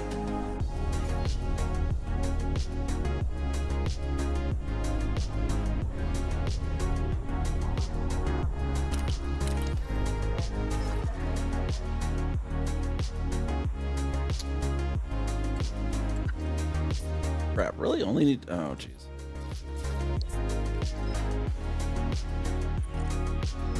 Right, okay, let's see what they needed here. Okay, so I only need. I don't need steel here anymore.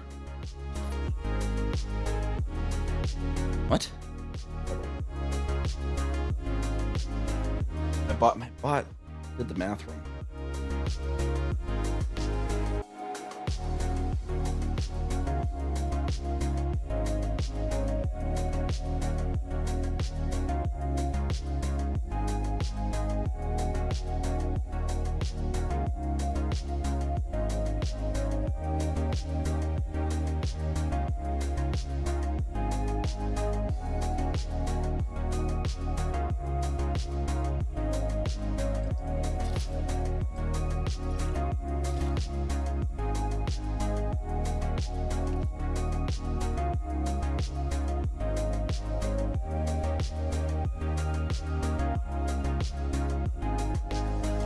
not exiting. There.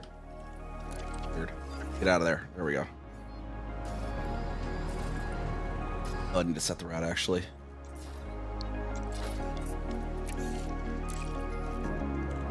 Alright, and we will launch again.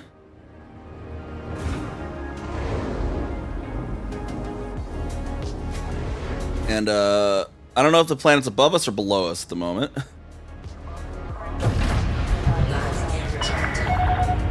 I think that's below us. Maintain correct lane on exit. Alright, we'll get, let's boost out of here before, while it's still under us and we can align. Ow!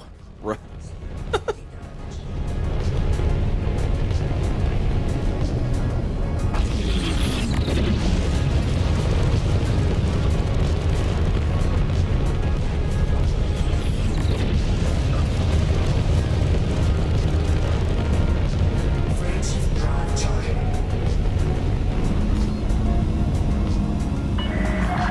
You have left the no-fire zone. We hope to see you again, Commander. Brain, you know, call Hammer Station's Panther Clippers. Don't try to beat the hammers. Beat the train kiddos.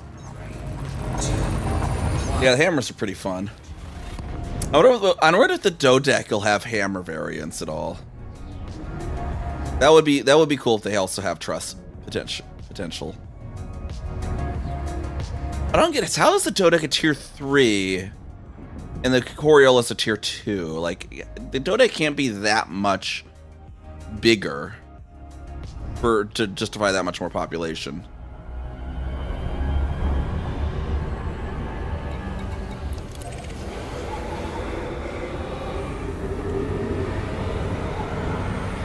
Or maybe it's like, maybe the scale isn't obvious and it's a huge dodecahedron.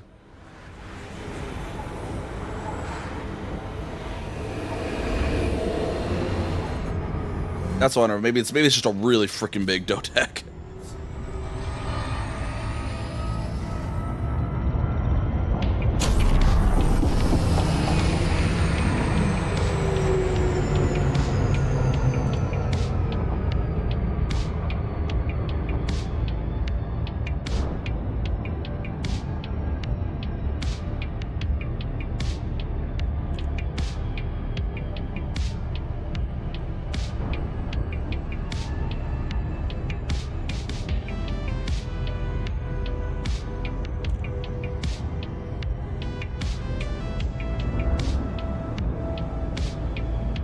Shira town here, I'll need more steel, it looks like. Deliver that there, and then we'll have a little bit left over on that one.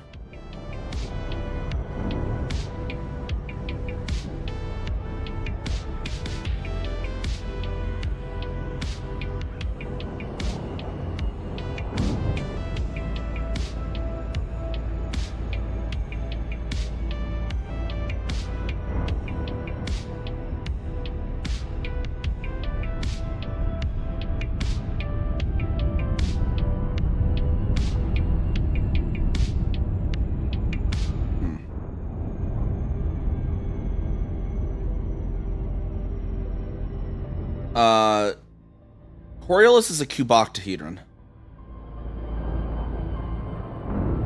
if I remember correctly.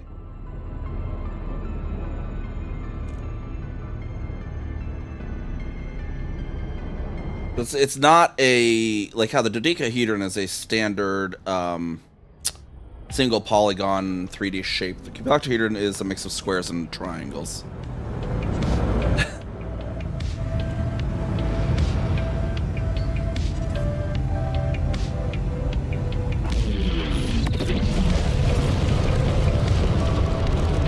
They just made that word up. Yeah, all this the crazy the crazy polyhedron words.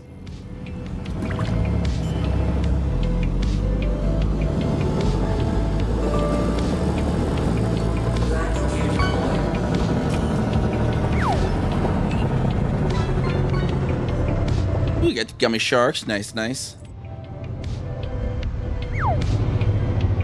I need to get me some gummy frogs. Whenever I get the gummy frogs, I ate so many of them, my head feels weird though afterwards from like sugar and the chemicals.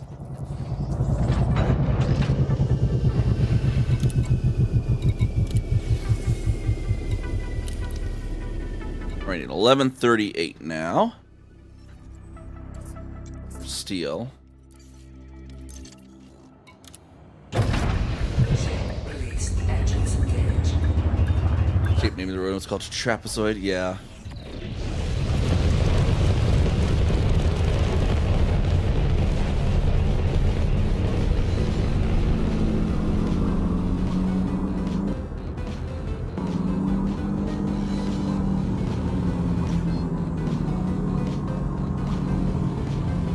Frameshift drive charging.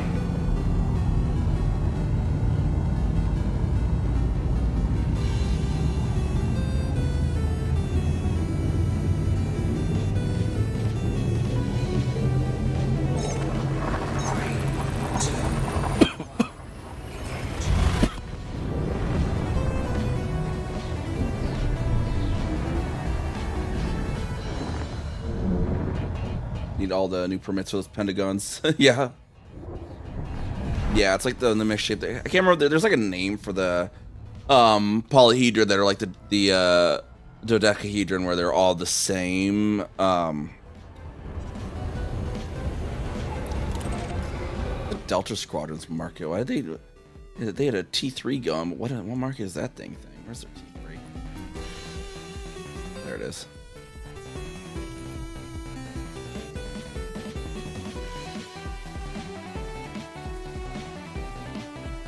Agricultural tourism. Okay. Squadron. I remember what I think I've heard of them.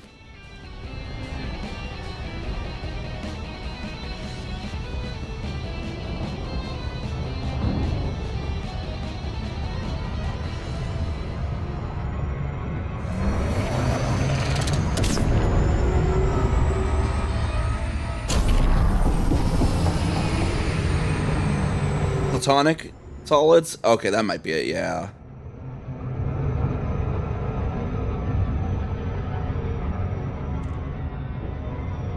Like dodecahedrons, cubes, tetrahedrons, those, you know.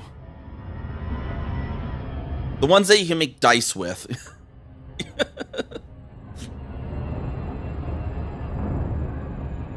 Well, I guess there are cylindrical dice too. Those ones are always kind of kind of fun, but yeah, the ones that like your normal, your D20s, your D10s, your D12s, all are made out of. Although the D10 isn't one of those, is it?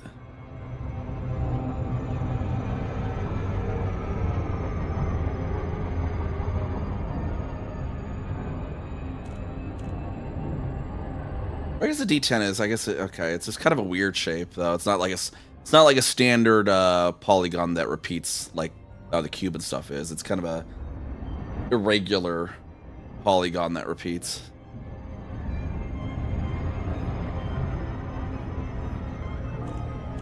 A standard D10 die is a pentagonal trapezohedron.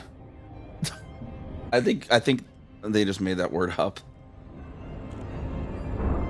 We beat up those people that show up with cylindrical dice. Rude. Hey, I think for the like for some of the odd-sized dice though, it can work. If you get some weird game system or something that calls for like D5s or some D5s, D7s. I've heard there are systems that call for those, and you can only have those as like cylindricals.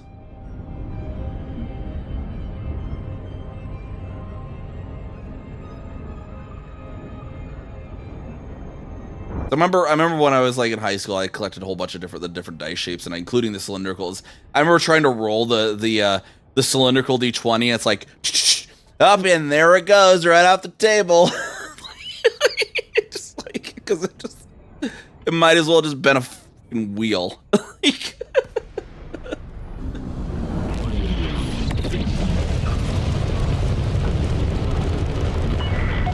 It's not a pentagon. It's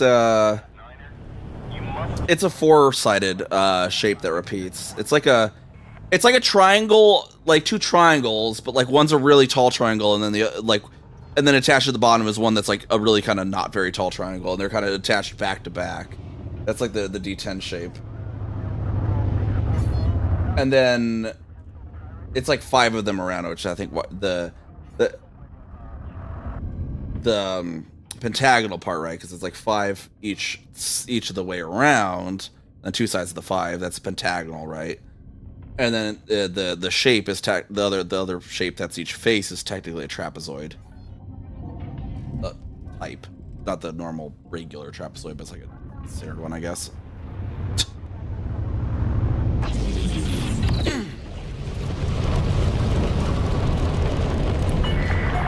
Permission authorized. Proceed to Bay 40.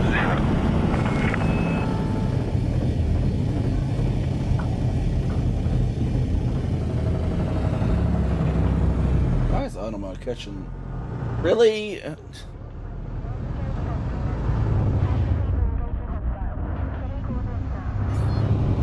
What kind of abomination is your generation card trick from the bowels of hell? I don't know. My generation, Gen X, has conjured so many weird shit.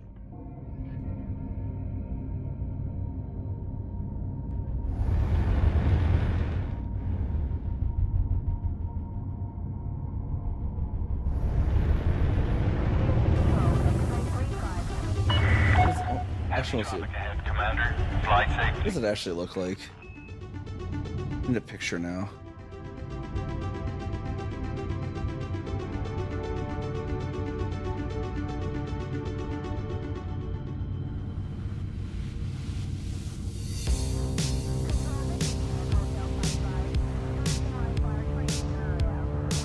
I guess that makes sense.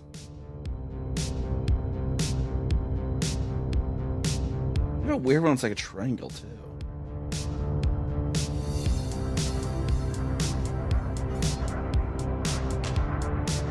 Scan detected. I don't know. I think if I ever like had a system that called for a D5, I'd be like, okay, roll a D10 if it's an odd number -1.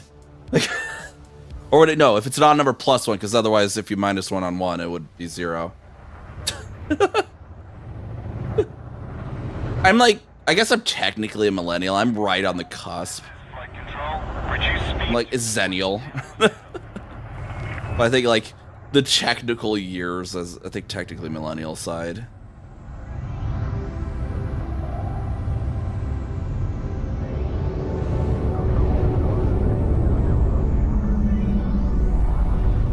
If I remember correctly. But like I was raised in a small town at the same time, and so a lot of the millennial defining features of having the internet is, you know, the 1990s era internet as a kid doesn't really apply because I didn't get that till 2001. Till I was, you know, 13. Landing gear deployed.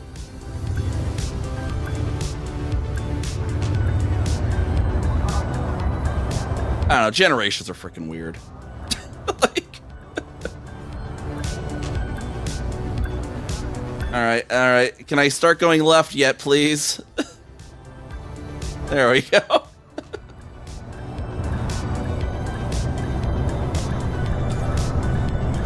Taking damage. Oh yeah, I had a D100. That also is just like, okay, roll that. Wait for it to roll all the way across the room.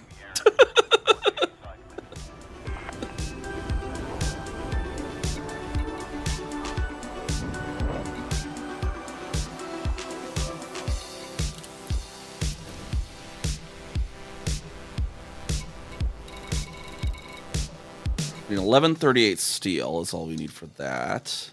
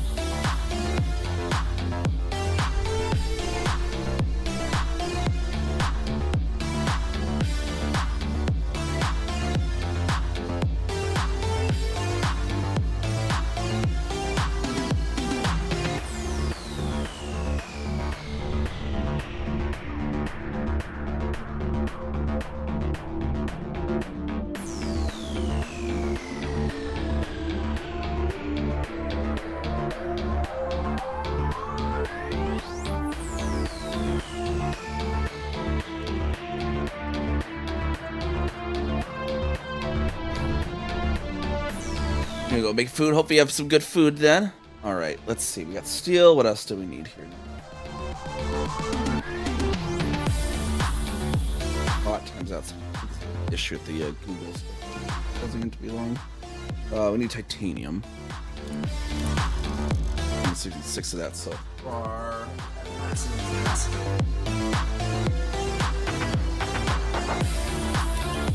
All right, take that over.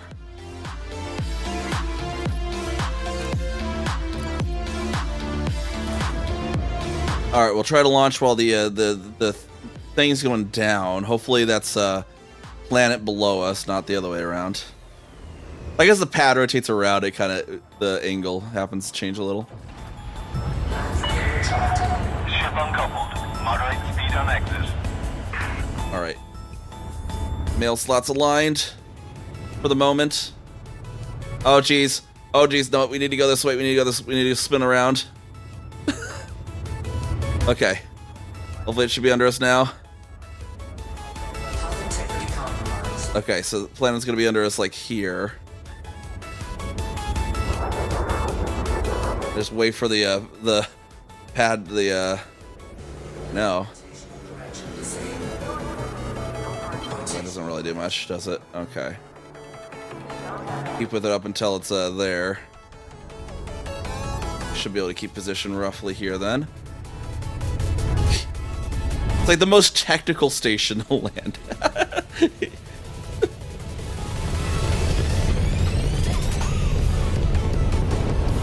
Oh, it's behind. It's starting to get behind the planet now.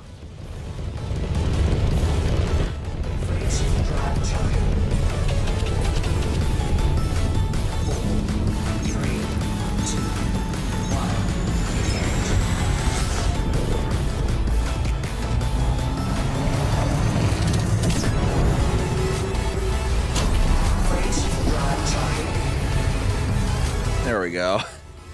It's such a weird but fun, kind of fun station at the same time.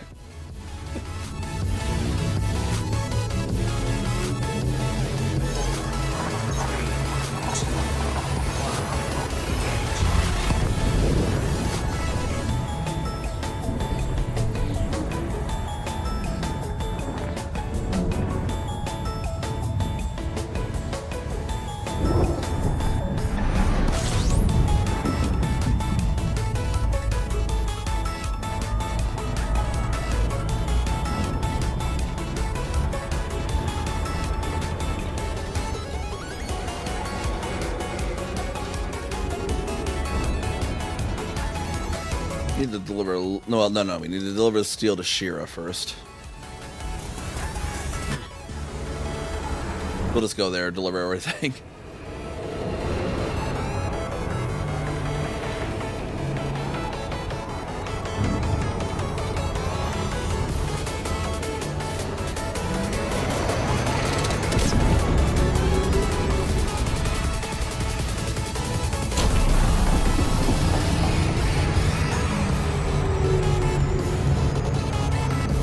Port 81, Bethel Forest Dirt to get my pause on iPod until 2004. See, I don't even think I had an iPod till like 2010.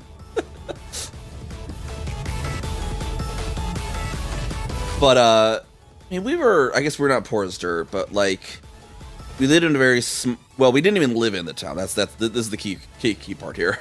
We lived in western Nebraska, 10 miles from the nearest tiny little town. And we literally were not able to get internet at the home. Not even dial-up. Like, we had actually asked, well, we had to, like, have that, and the state government asked for us, really, is what it was. But state government asked for us if the local dial-up provider would be able to run 2 lines out. One, because, like, my dad's office, like, the house we were in was provided by the state as part of my dad's job, and then we were right next door to his office. And when they were needing to run the line for the dial-up for his office for the actual business needs, they'd asked if they could run a dial-up line to the house as well. and the phone company said no. The lines out there could not handle even the slowest dial-up, right? And I think they had like satellite for the. They ended up having satellite for the office, but they couldn't do it for the house too. This kind of thing, or as line of sight or something for the office. I can't remember what exactly it had. But I know it wasn't dial-up for the office either, because the phone lines were so old. The phone company straight up refused to use them, even for dial-up. And Cobalt Small. Forgot to press this time. Oh, 707. Thank you for the follow. Much appreciated. And you get your 3 fishes there as well. You got a leatherback turtle to start with.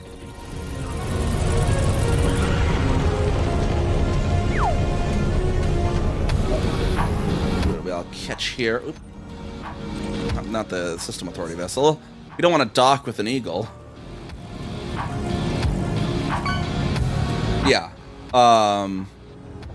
Yeah, Western Nebraska Panhandle. Sort of. I've mentioned on stream before, because with Ameritress it was Lake McConaughey. We lived on Lake McConaughey in Western Nebraska. And yeah, no, the phone lines were old enough that they could not handle even was it 26K dial-up, even the slow dial-up. And it wasn't even until like 2003 that like people out the lake had anything besides satellite internet as an option. Hull integrity compromised. Taking damage. But yeah, it was pretty much the phone company was like, no, we're not going to run it out there, because it would have had to have been 10 plus miles of running line, and there just wasn't enough demand yet at the time. And so we only had internet at Dad's office next door.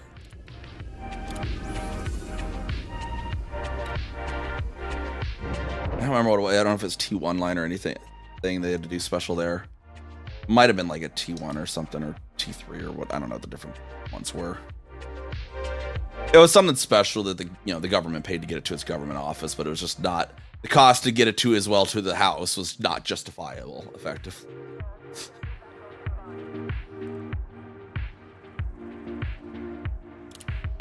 All right, we got the transfer those in. Perfect. Okay. And go back next door to the weirdest frick station. Probably more,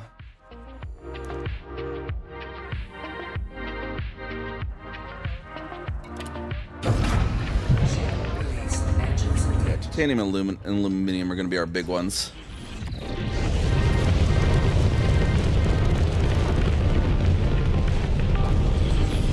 And we'll have to watch for 2 when we hit the limit on one particular build, because we're building 2 of the satellites at a time. Because we want to have each of our stations, with how we're building this, what we want this one to be. We want it to be a deep space universal cartographics depot for our faction. So the main thing to get the universal cartographics, according to the frontier post, is strong link to a satellite. So we do that, and then we have the water world here. We're going to put a Coriolis there.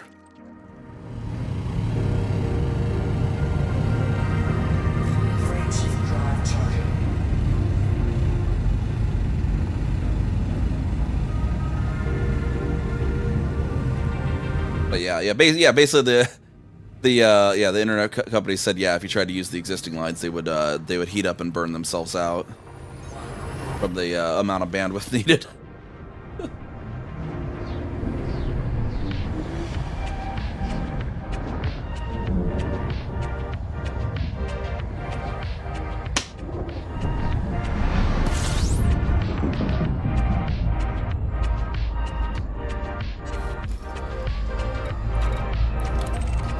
But yeah, it was rural enough we weren't actually able to get cable TV either. There was not cable TV service. You either got the over-the-air channels, which there was like 2 of, which were just relayed from Denver, basically, through the town had a repeater, basically, for Denver stations. I think, or yes. So yeah, we could go to get cable TV. The town had a repeater for one station from Denver, Colorado, and one station from North Platte, Nebraska. That would just repeat out again in the area. And yeah, otherwise, then we ended up having to get Dish Network because you could not actually get cable TV. Just straight up, not even an option.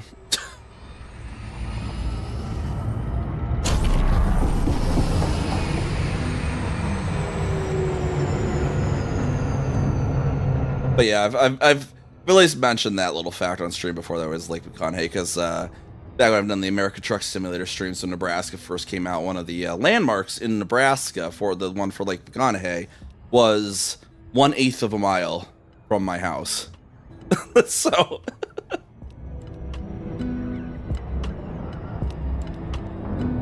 like one of the landmarks in American Truck Simulator was straight up something that I walked to as a kid all the time. Because it was effectively my backyard.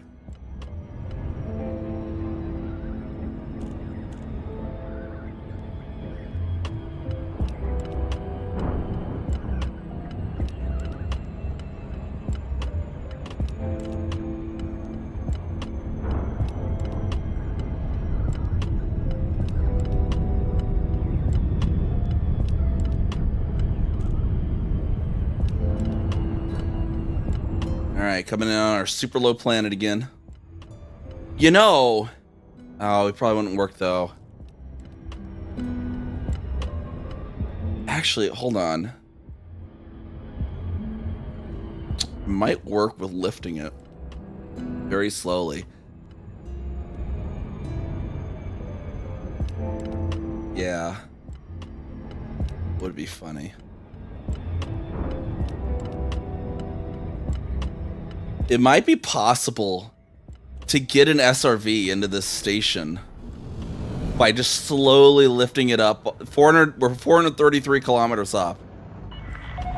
Zorgan Peterson, Foxtrot Sierra Niner, please submit a standard docking. I don't know how long that would take, but I want to try that actually. Yeah, I almost want to try that. We can get some volunteers to help try that. And see if we can actually deliver an SRV into the actual station here.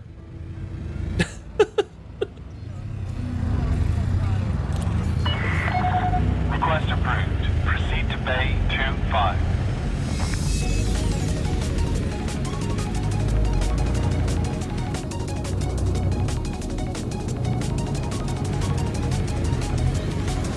All right, it's gonna turn around. I'm gonna wait for it to.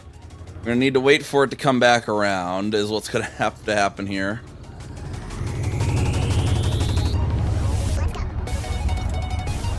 This should be, yeah, this should be the down.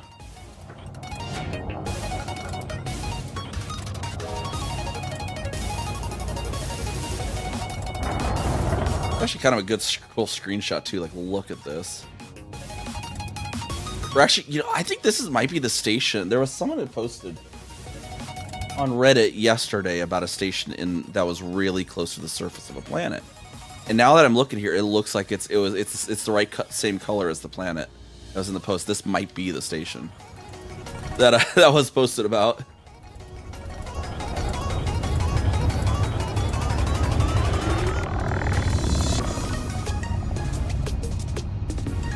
So yeah, the docking procedure with this one's different. Instead of matching with the station, you want to wait for the station to meet you, to get into alignment. You just want to wait for it there, and then just match it slightly enough, and then get in quick before it gets out of rotation again.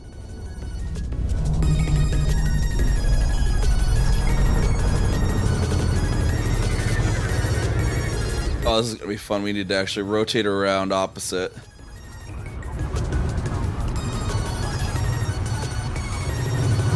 Should come into sync again here momentarily. Coming around sideways. Planet is to our right. Sit here and we just hold position as best we can. If we're doing anything but just dedicated thrust to the left, it doesn't keep up. There we go, and then just get on down there.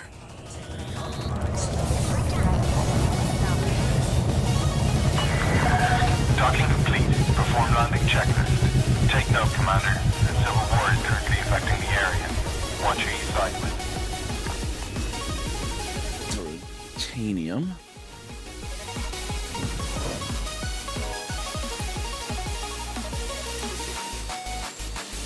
$1304 titanium. Cargo hold at maximum capacity.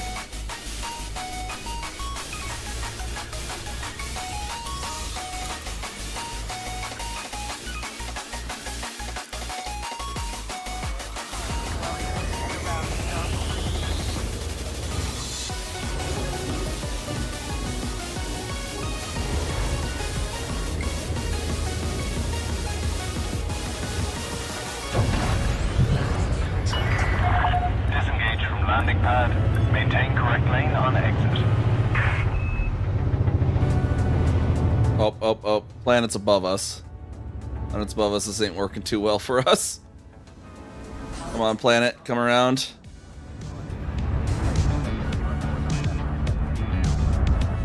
Oh, now it's gonna have a slide this way.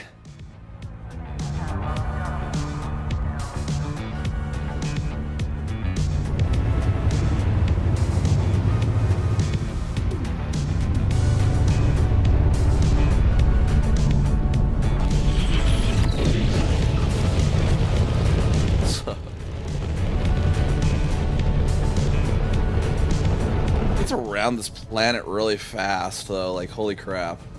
Like this was like last run that was on the horizon, now it's like almost directly behind the planet again.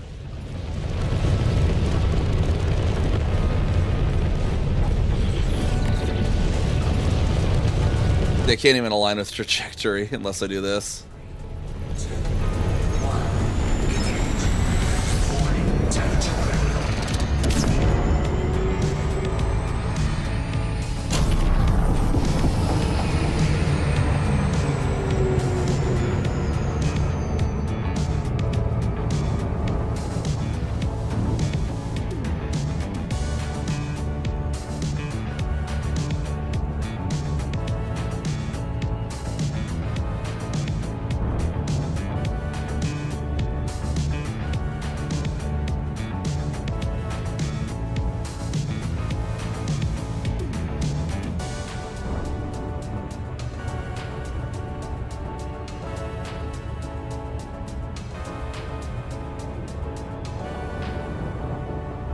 Frameshift drive charging.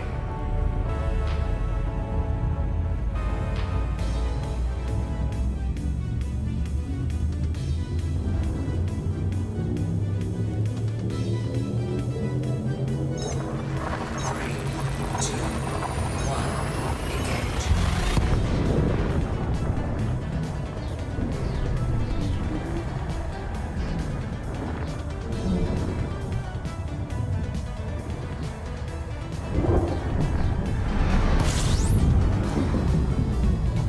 Alright, and then titanium should still need titanium.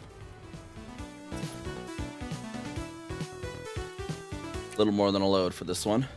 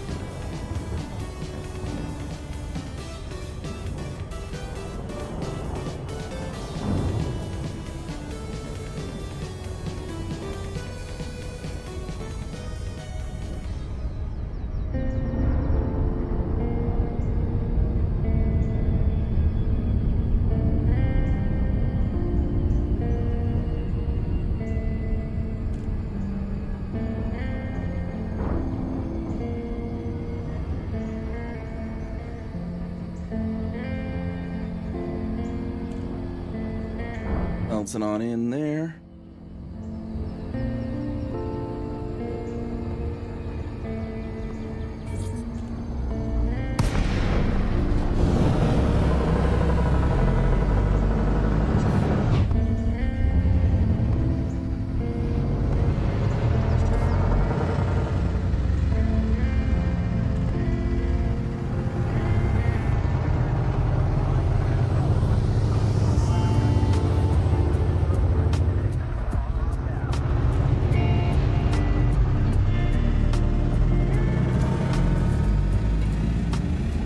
Docking request granted.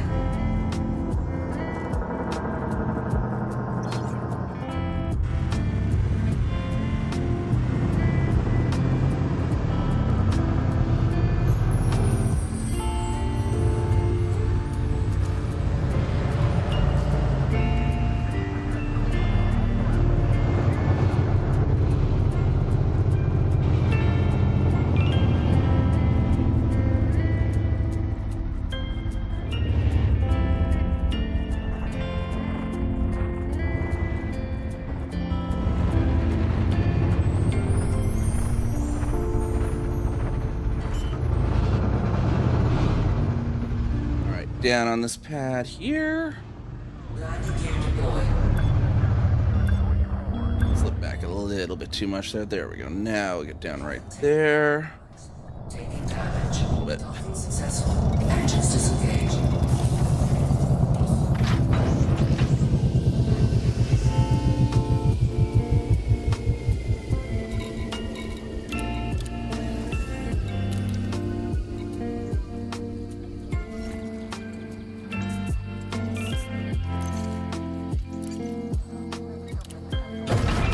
Ship released. Engines engaged.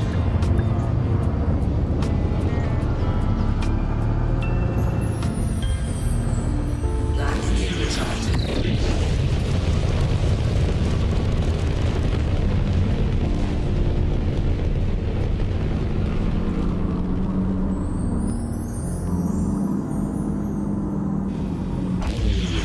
Freight ship drive trying.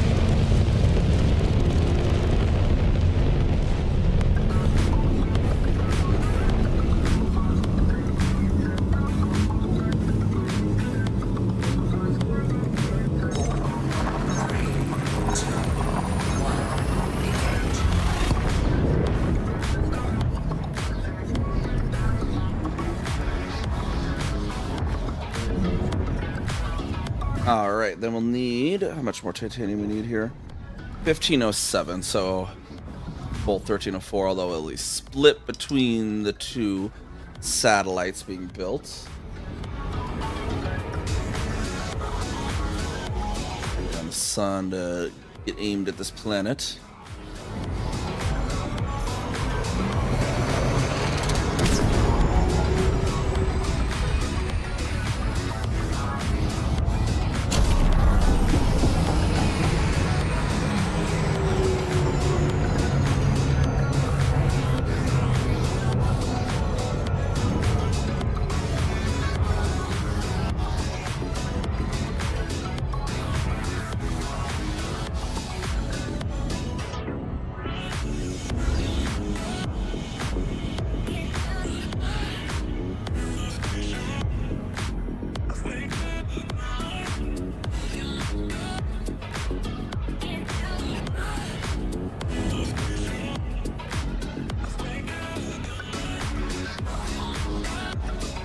All right, I'll have another go at this weird little thing.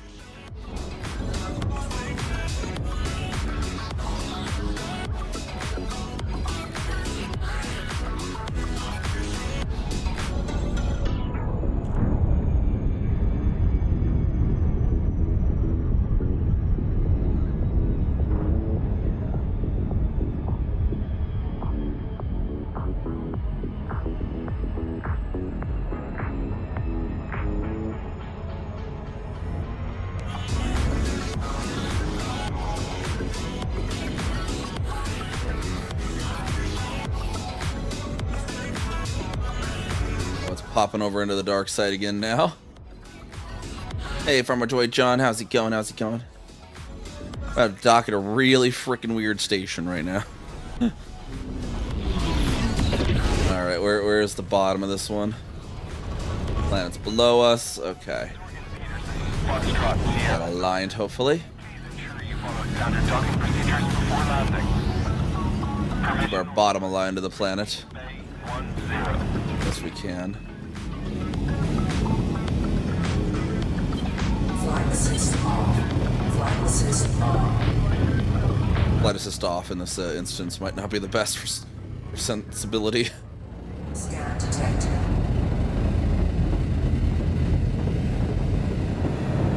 Alright. Alright. It's to our right. Come around. We'll be able to hold ourselves up here in a moment.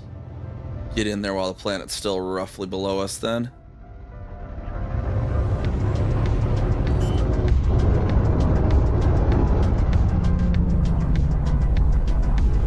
Landing gear deployed.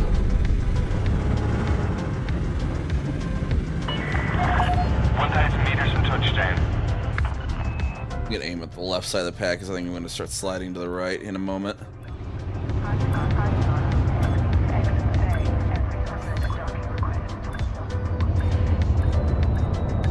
Crap, might actually be the other way. There we go.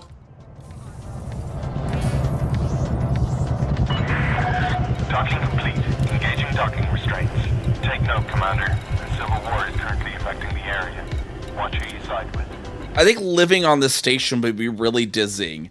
Like, every 30 seconds, the gravity is either 1/3 of Earth's gravity below you, and then every 30 seconds later, it rotates to be above you, and then below you, and then above you. That would, it would be maddening living on this station. Like every 30 seconds, you switch from being pulled to the floor to pulled to the ceiling.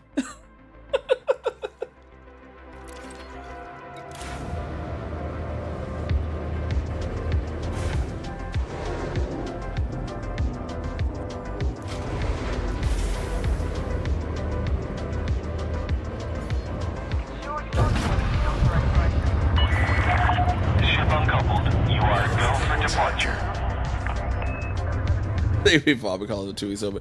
Yeah, every apartment is really just in a giant suspended weight ball with the weight on under the floors, so it just rotates in. You know, it just has the 33 independent of the station's rotation.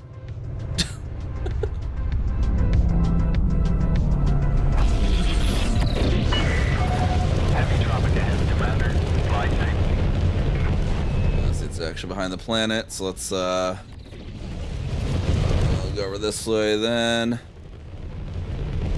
Away from the planet in this direction.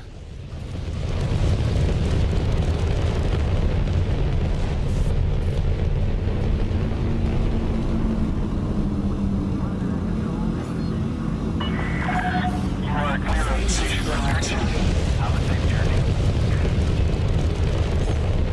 3, 2, 1.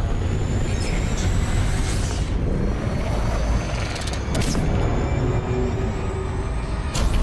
Freight ship drive charging.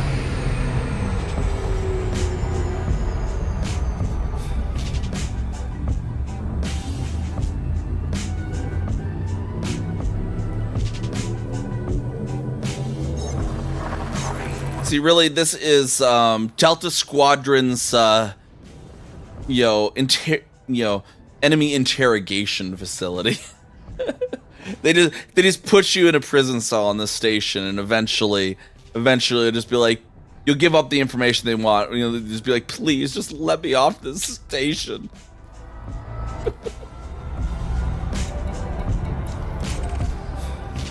All right, some needs to be delivered here, and then some to the other one. So we're gonna have to hit each up on this run.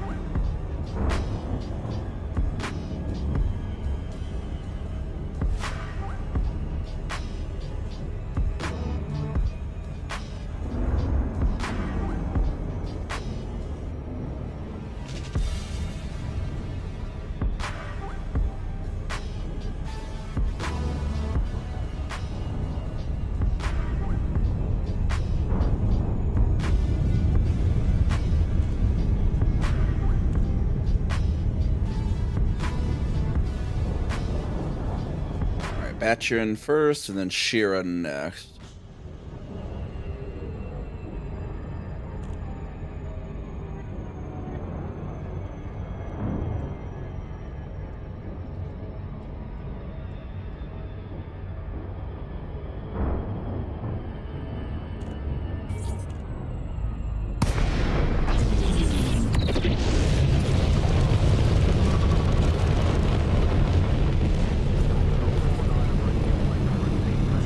Docking request granted.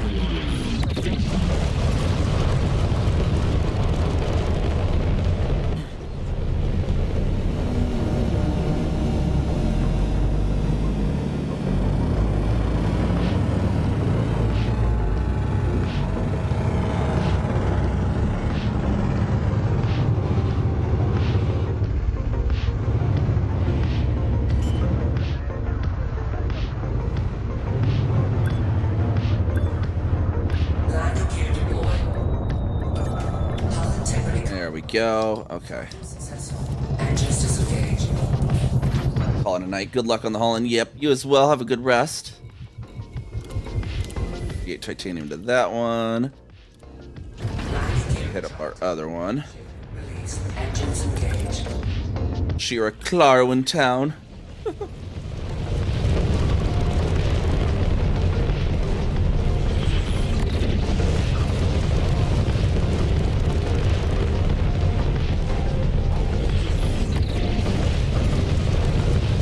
Frameshift drive charging. 3, 2, 1. Engage. 3,874 light seconds. Another boost over this way. It must be on the opposite side of the sun.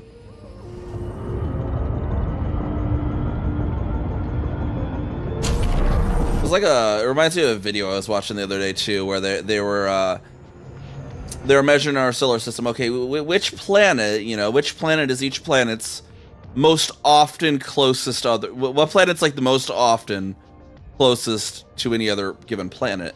And apparently, for every single planet in our system, Mercury is the planet that is most often closest to that planet,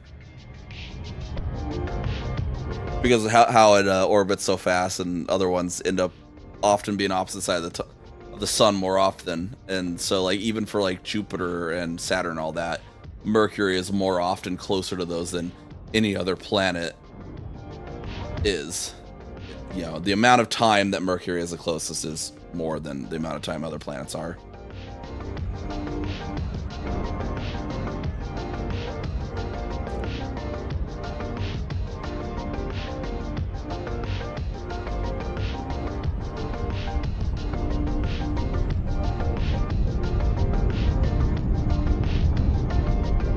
I think it was CGP Gray. They did, yeah, I'm pretty sure it was, because then I moved on and watched the video of it making fun of all the state flags, and then that inspired me to change up the squadron logo. Something more vexillogically sound, and to represent, instead of we have the CEA patch at home kind of thing we had going on. It's just like, well, let's actually just make a logo for the actual hospital network instead, that the actual player minor faction is. That's what we got. We made that, and it's over there. Looks pretty. It's kind of in a weird. The light's kind of not on it very well, is it? There it is, up there in the top left. Green plus for the healthcare. It's a healthcare cross thing, but green. Also green because our flagship hospital is the Vertier Center, which is like a old-timey way to say healthy, which is based on verdant, which means green. And then of course the ring, because we do fund the expeditions, the exploration expeditions, and then Imperial faction, so stick the Imperial Eagle on there. Docking request granted. Or Imperial Falcon, or whatever the heck. I can't remember what bird it's supposed to be. Or if it even is specified, I don't even remember.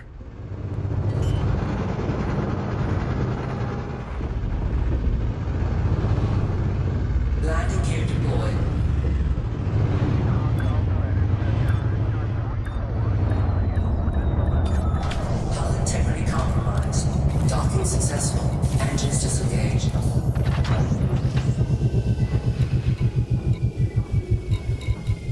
I remember making the decal for the Imperial logo in Forza Horizon 5. I wonder if anyone else ever actually bought that thing. Released. Engines engaged.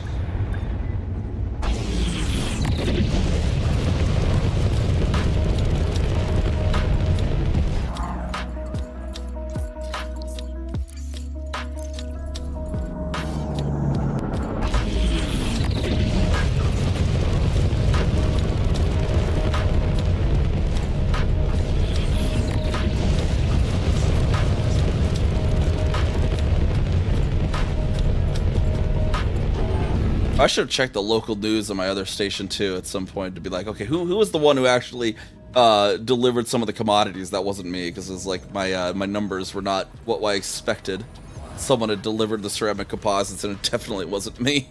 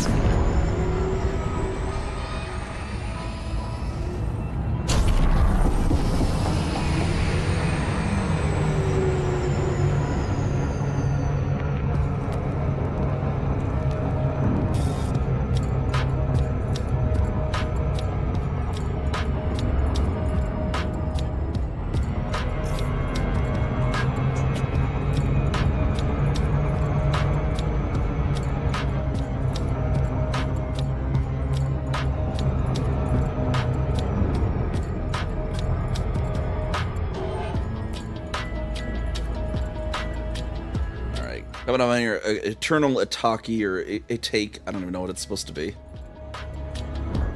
Clearly a custom name. I don't think that's something you can just get on the roller.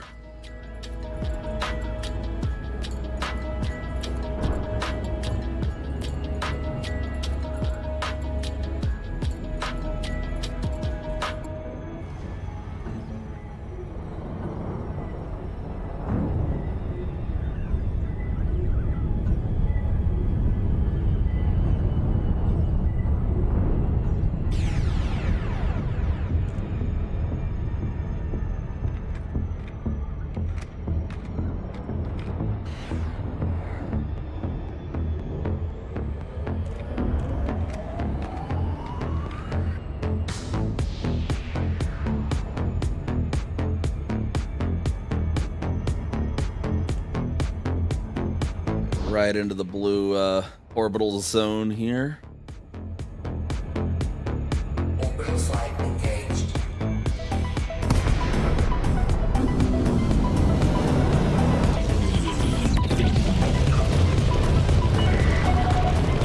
And dropped us in at a weird off angle, even though we were aligned in Super Cruise. Requested before attempting to land. Request approved. Please head directly for Bay 40.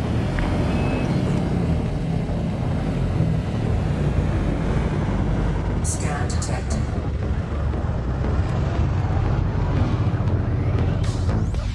Alright, it's lined up with the gravity. Let's try and get in there quick.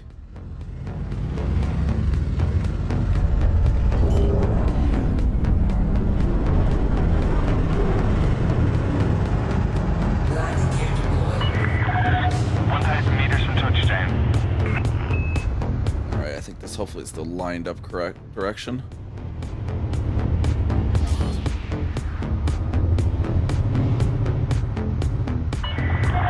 You are Come on. in a clear zone. Move away, Go. Commander.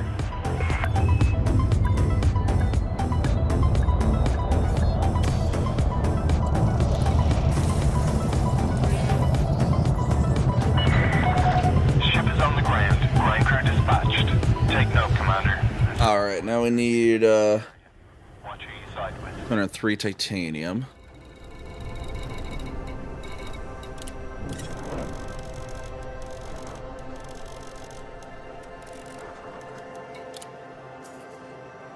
And we need like 2,721 aluminum.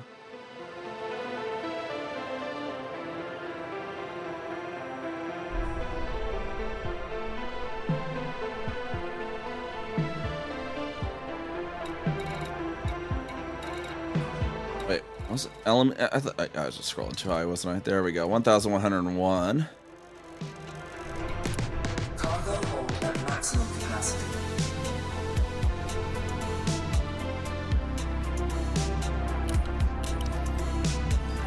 All right, back on over again.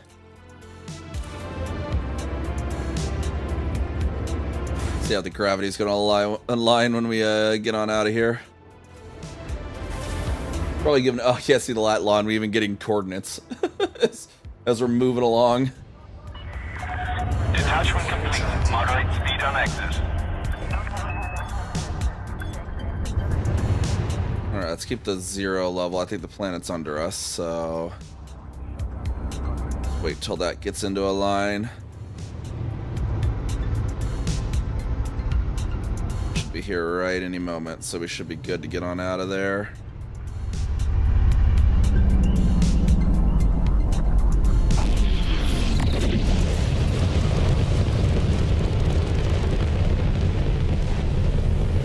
Which way is our system jump? Okay, cool. It's over the horizon now, at least.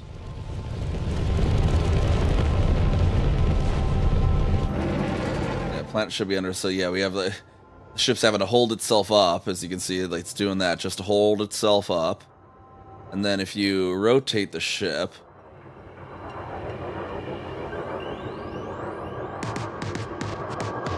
it's having to do that to hold itself up, but it's not gonna.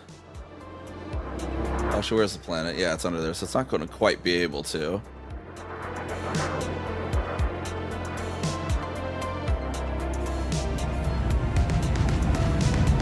I guess it does this way, but if it's like this way, I think it's when the vector starts to fail.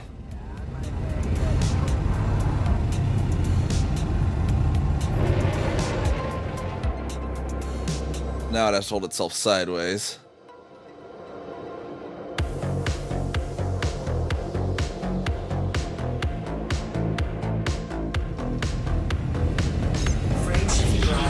Actually, I don't know. It's interesting when it does and doesn't hold itself up then.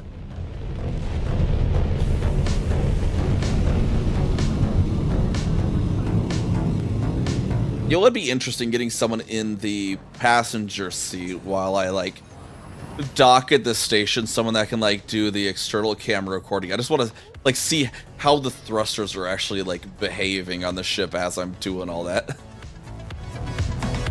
Yeah, because they're having to do the maneuvering while fighting the gravity and all that. Would look pretty interesting, I think. Let's see. So, who needed the titanium? Which one needed the titanium? Okay, Shira is the titanium.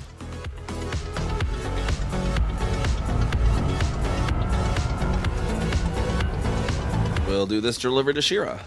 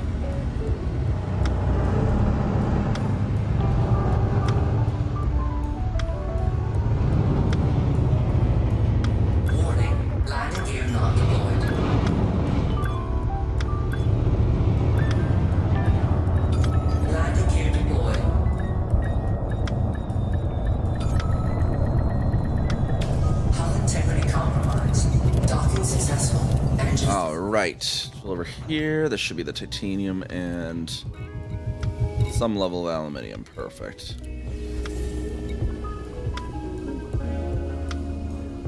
$1620 aluminium.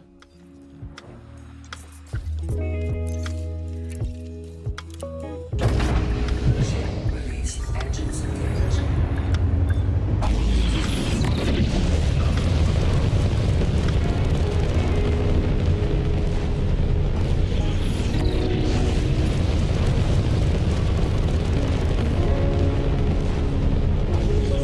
Freight drive trying.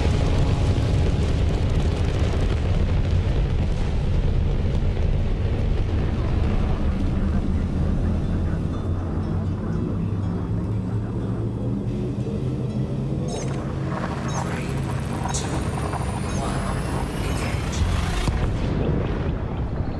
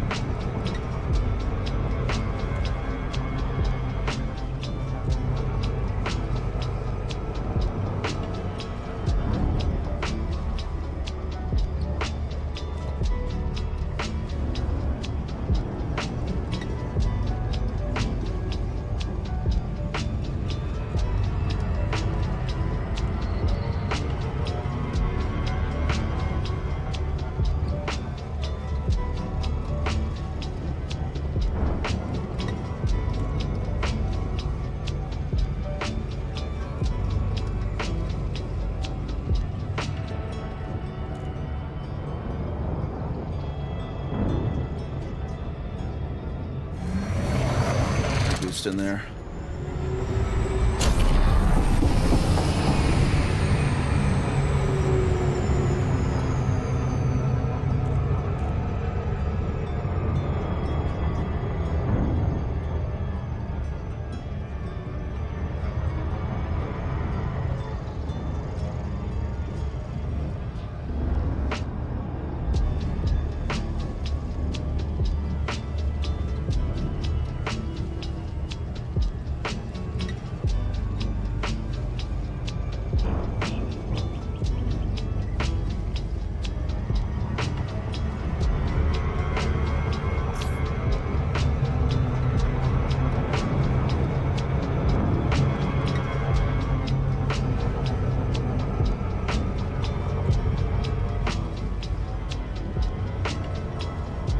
Seven-second mark there.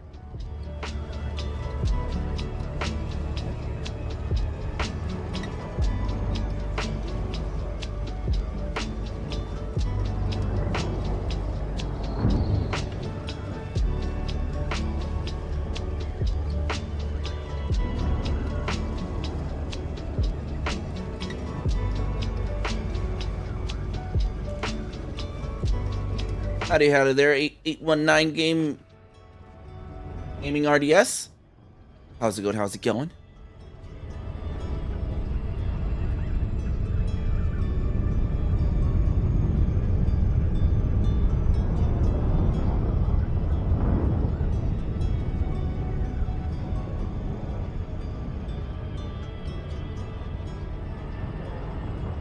All right, into the weird station yet again we go.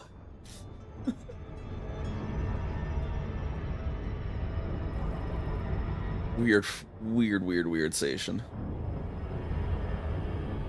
Isn't the star system for a client? The long hauls, nice. You like part of one of the groups that does like contract building or such?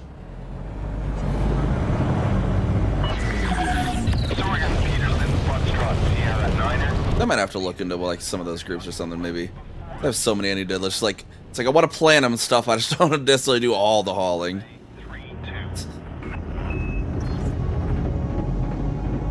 All right. Which way's the planet from me? Is it under me? This must be the planet over there. Yeah. Okay. So keep that below us, hopefully, and we won't slide too much. Scan detected. HDT. Which one did HDT stand for? I know there's like a few of those groups. Oh, nope, nope. I'm sliding to the left, sliding to the left. No, no, no, no, no, no. Okay, get on the center, get in the center.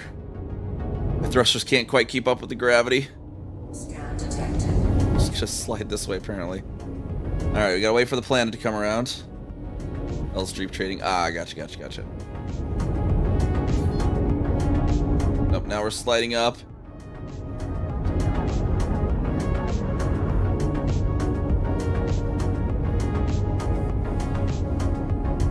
Alright. Alright, planet should be coming around under us now. We just gotta get in there centered real quick. Whew. Not too far, not too far. Okay. Now where's our pad? We get on the pad while the planet's still under us. Oh jeez, no, it's sliding us up to the top of the station again. Oh jeez. Oh jeez. All right, we just gotta wait for the planet to rotate some more, or not the planet, the little station to rotate around us. Okay, there we go. Now it's let's see. Gonna start sliding us to the right, I think. Yep, yep. Okay, it's trying to slide us to the right.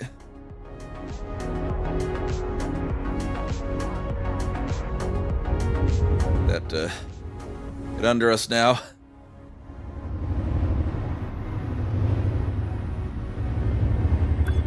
Like, such a hassle to dock at the station, but in a fun way. Hull integrity compromised. Taking damage. Oh, I don't have landing gear down.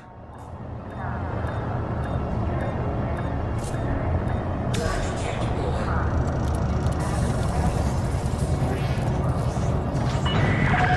Ship is on the ground. Engaging docking restraints. Take note, Commander. The Civil War is Like, super high, super low orbit combined with fairly high gravity is a combination of all time.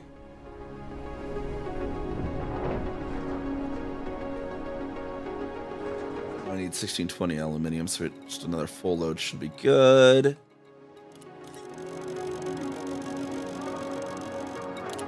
Cargo hold at maximum capacity.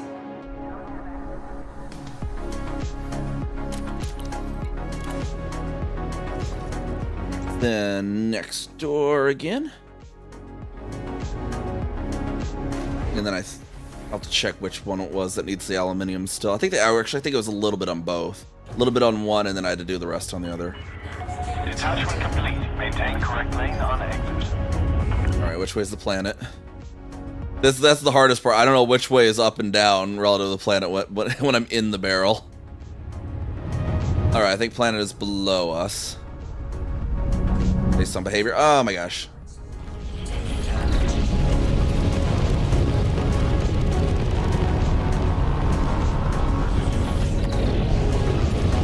No, it's stuck against the side because of the gravity. There we go. You are not authorized to be in this area. They didn't give me a fine for that, did they? No.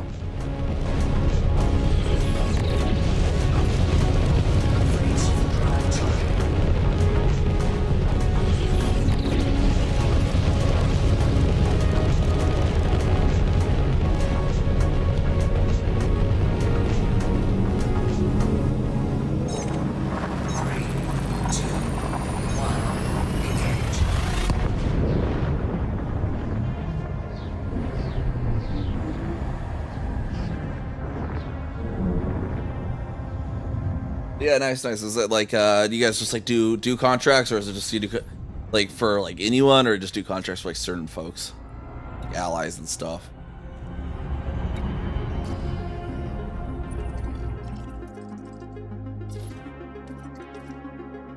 We need aluminium, a little bit, yeah, a little bit on both.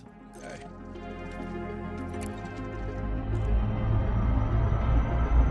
Do it for anyone. Nice, nice. Okay, yeah. Yeah, I definitely have a few systems that it's like, okay, I need to do some building on, and you know, you end up spreading out too much. It's like, well, you get a little bit of help from other people, maybe. to look into some of those groups. I'll have to make note of that then to take a look at your group.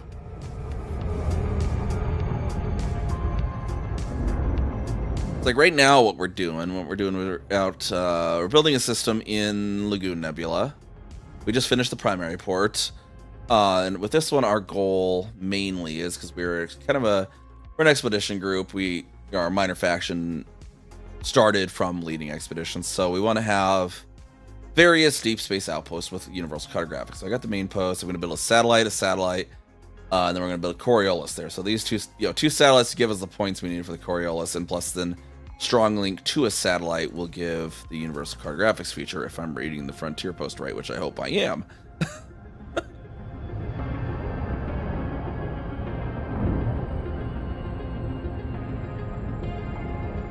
And that'll allow any size ship to be able to dock and sell the universal cartographics to us, any of our faction members if they're out near Lagoon.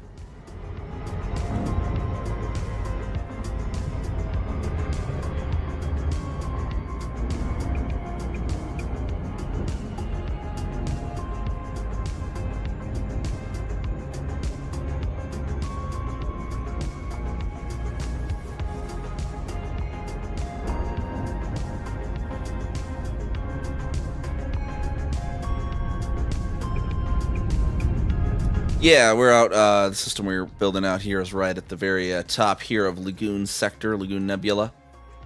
Out here. So we're a bit of ways. We're, what is this, 4,505.98 light years from Sol.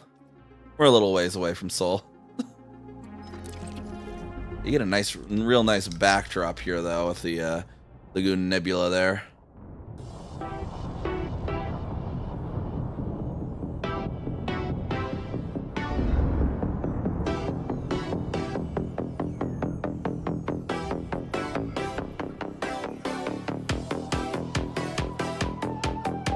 Yeah, Dukes of Makun have been making a really crazy chain. I think Dukes of Makun are trying to eventually reach Sagittarius A. I remember it was what their goal I think is. They're stopping at nebulae along the way. Hey, Sultan Slay, how's it going? How's it going up there?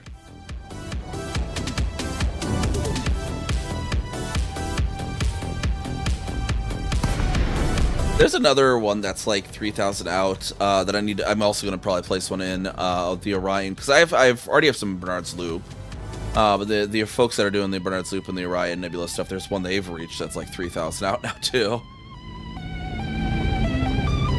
I'm doing good. I'm good. Hope you're doing good as well.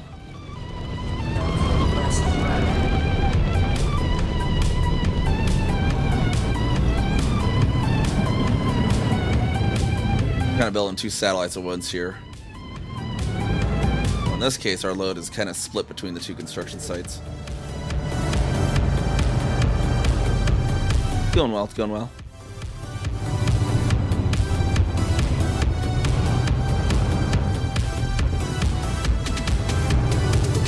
Yeah, I think this is going to actually be our last load of the enemy. I just looked at the clock. Drop this one off, and then I'll drop the other part off at the other station. Taking damage. Docking successful. Engines disengaged. Yeah, I got the Twitch going as well over there.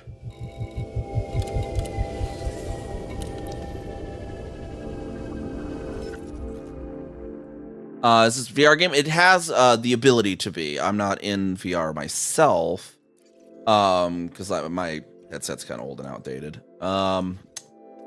But it does have the capability of VR, and it's actually really cool in VR. I really like it. I should get my headset set back up on this new computer as well. It's kind of also one of the reasons I'm holding off, besides not liking various things about Windows 11. Another reason I'm holding off on that is they won't even support my headset on Windows 11. Follow me on Twitch. Yep. Link, I think, even. I mean, obviously it's the same name. It's pretty easy, but I think that should work. Never really tested this command over there. There it goes. Yeah, see, it works. Okay. I haven't really had much opportunity to test the YouTube side of the commands.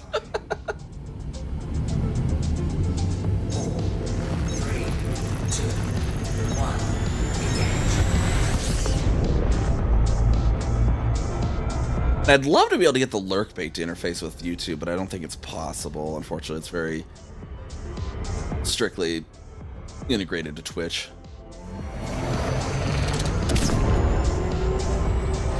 On the Twitch side, you get the stuff like the redeems with the Twitch integrated throwing system and the lurk bait and stuff. So that's also there.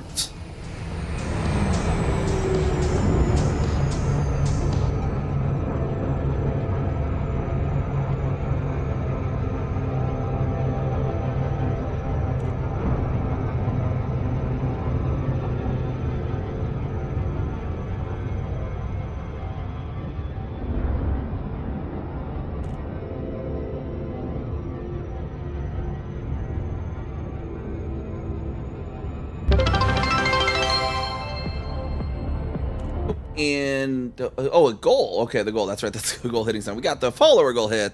270 or 770. God, 270. That was a long time. 770. There we go. And did not give the alert for who followed. I'm assuming it's Salt and Slay over from there. So 0707. Welcome to the Storm Chaser crew. It's weird. Even my activity feed's not showing it. I did this the other day too. So I don't even know your username to give you the free fish that you're supposed to get for the follow, but thank you for the follow. And chime in if you want. Up to you. So weird. Like Twitch API issue or something. Even the Twitch site even doesn't even show it in the activity feed. That's so weird. Twitch just be doing weird things tonight, apparently.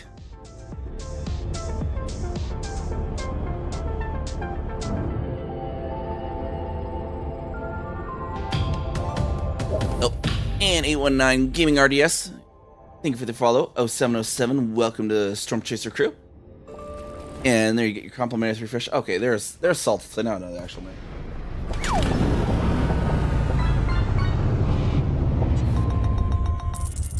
Manually give the line there. Okay.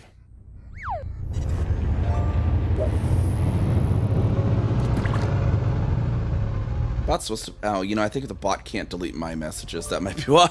So I configured my streamer bot so. Because it used to confuse people when the bot would, because it has to do the command with it like that.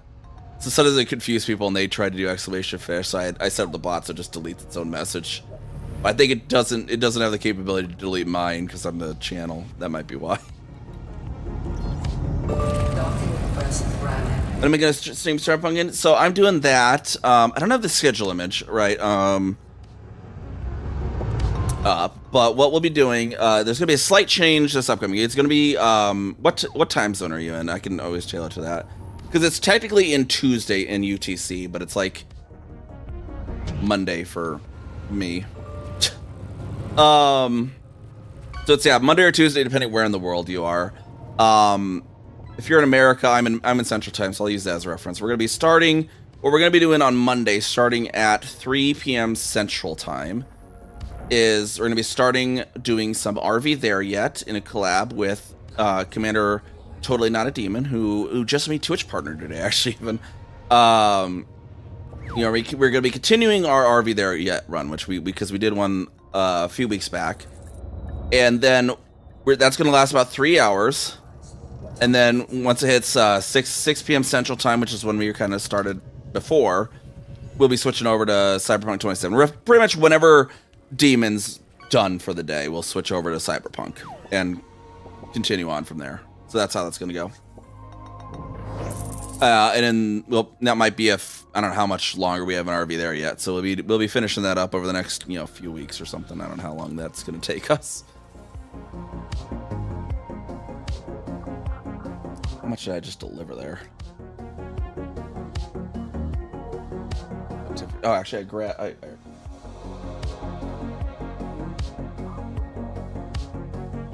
all right.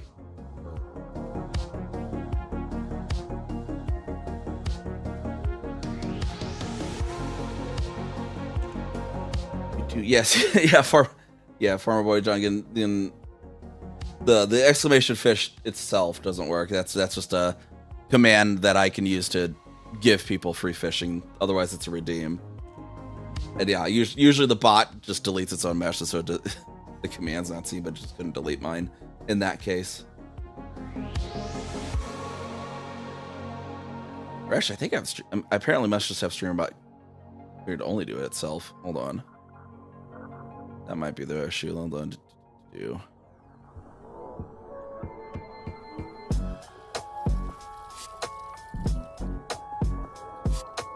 Which chat? There it is.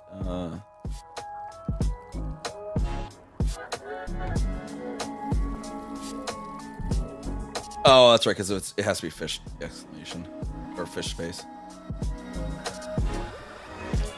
But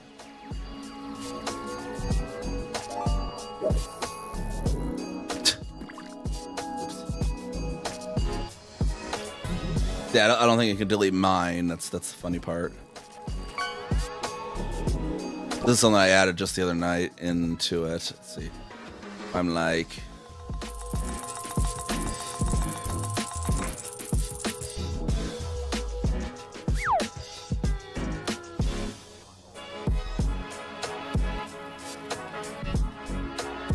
if I do that, see that? Okay, there, and then it deletes its own, and it gives Farmer Boy John the thing. Just the moderators can't delete my own message. Just imagine moderators being able to delete the streamer's messages. That would be so fun. All right, let's see here. We're gonna see who's live here. We got our in chat there and our raid messages, and so we got our schedule for this week, right? So that is the normal schedule there. What we're doing this week, we're in Elite tomorrow, same time, 6 UTC, 6 UTC on Sunday as well. And then the change that's going to happen next week, the one that's there on Tuesday, it's actually going to move back into Monday, and it would be, what would that be?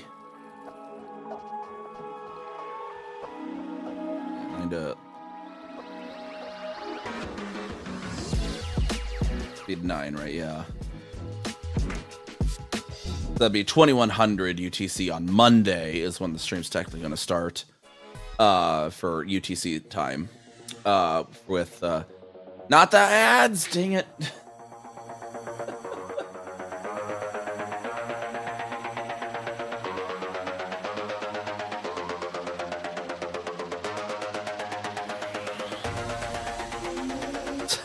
We got the ads playing out. Take a round so people can get out of the ads and hear stuff. Let me see what we can find that's live though.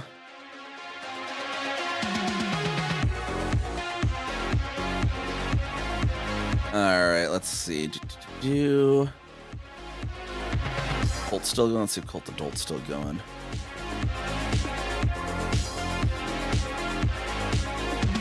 Colt Adult's doing something in Elite. Not sure what exactly, though.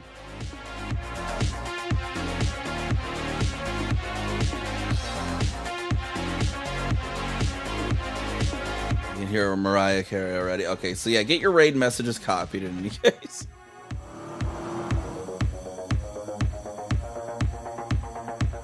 Oh, jeez.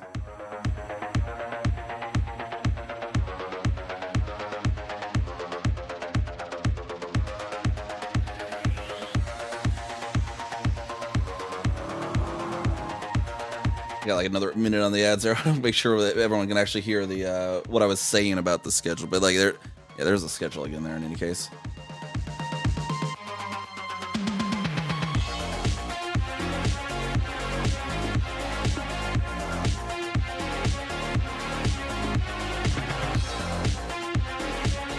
It's like, yeah, I had it so it didn't necessarily delete if it's just fish alone. That way when it does the fish boost, I can at least see it in chat, but kind of the problem. I can't have it delete just a thing that's just exclamation fish without also deleting exclamation fish boost. I guess I could. I'd have to figure out the regex for that, though. Figure out some sort of regex for that.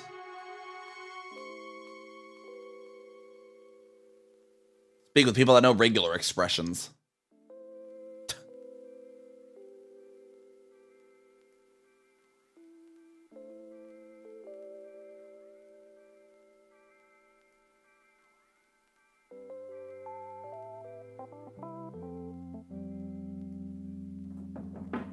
All right, hopefully, yeah, 25 seconds. People should hopefully be back here in a moment, and we'll mention these here. Wee. Oh, must be ending. Crap.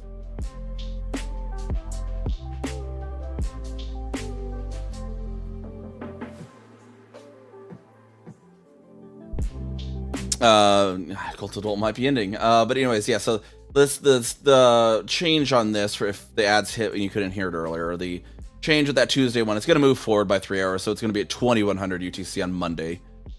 What it'll be. All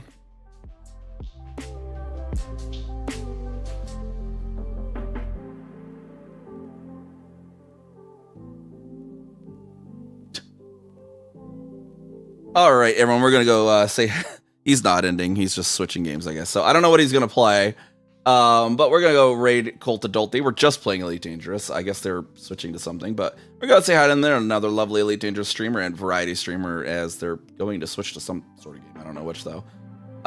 So yeah, go say hi to Cult of Dolt, another lovely Elite Dangerous streamer, and give them all our Storm Chaser love. Again, copy your raid messages there. Last chance to get that thing in there, and I'll see y'all next time. Bye-bye.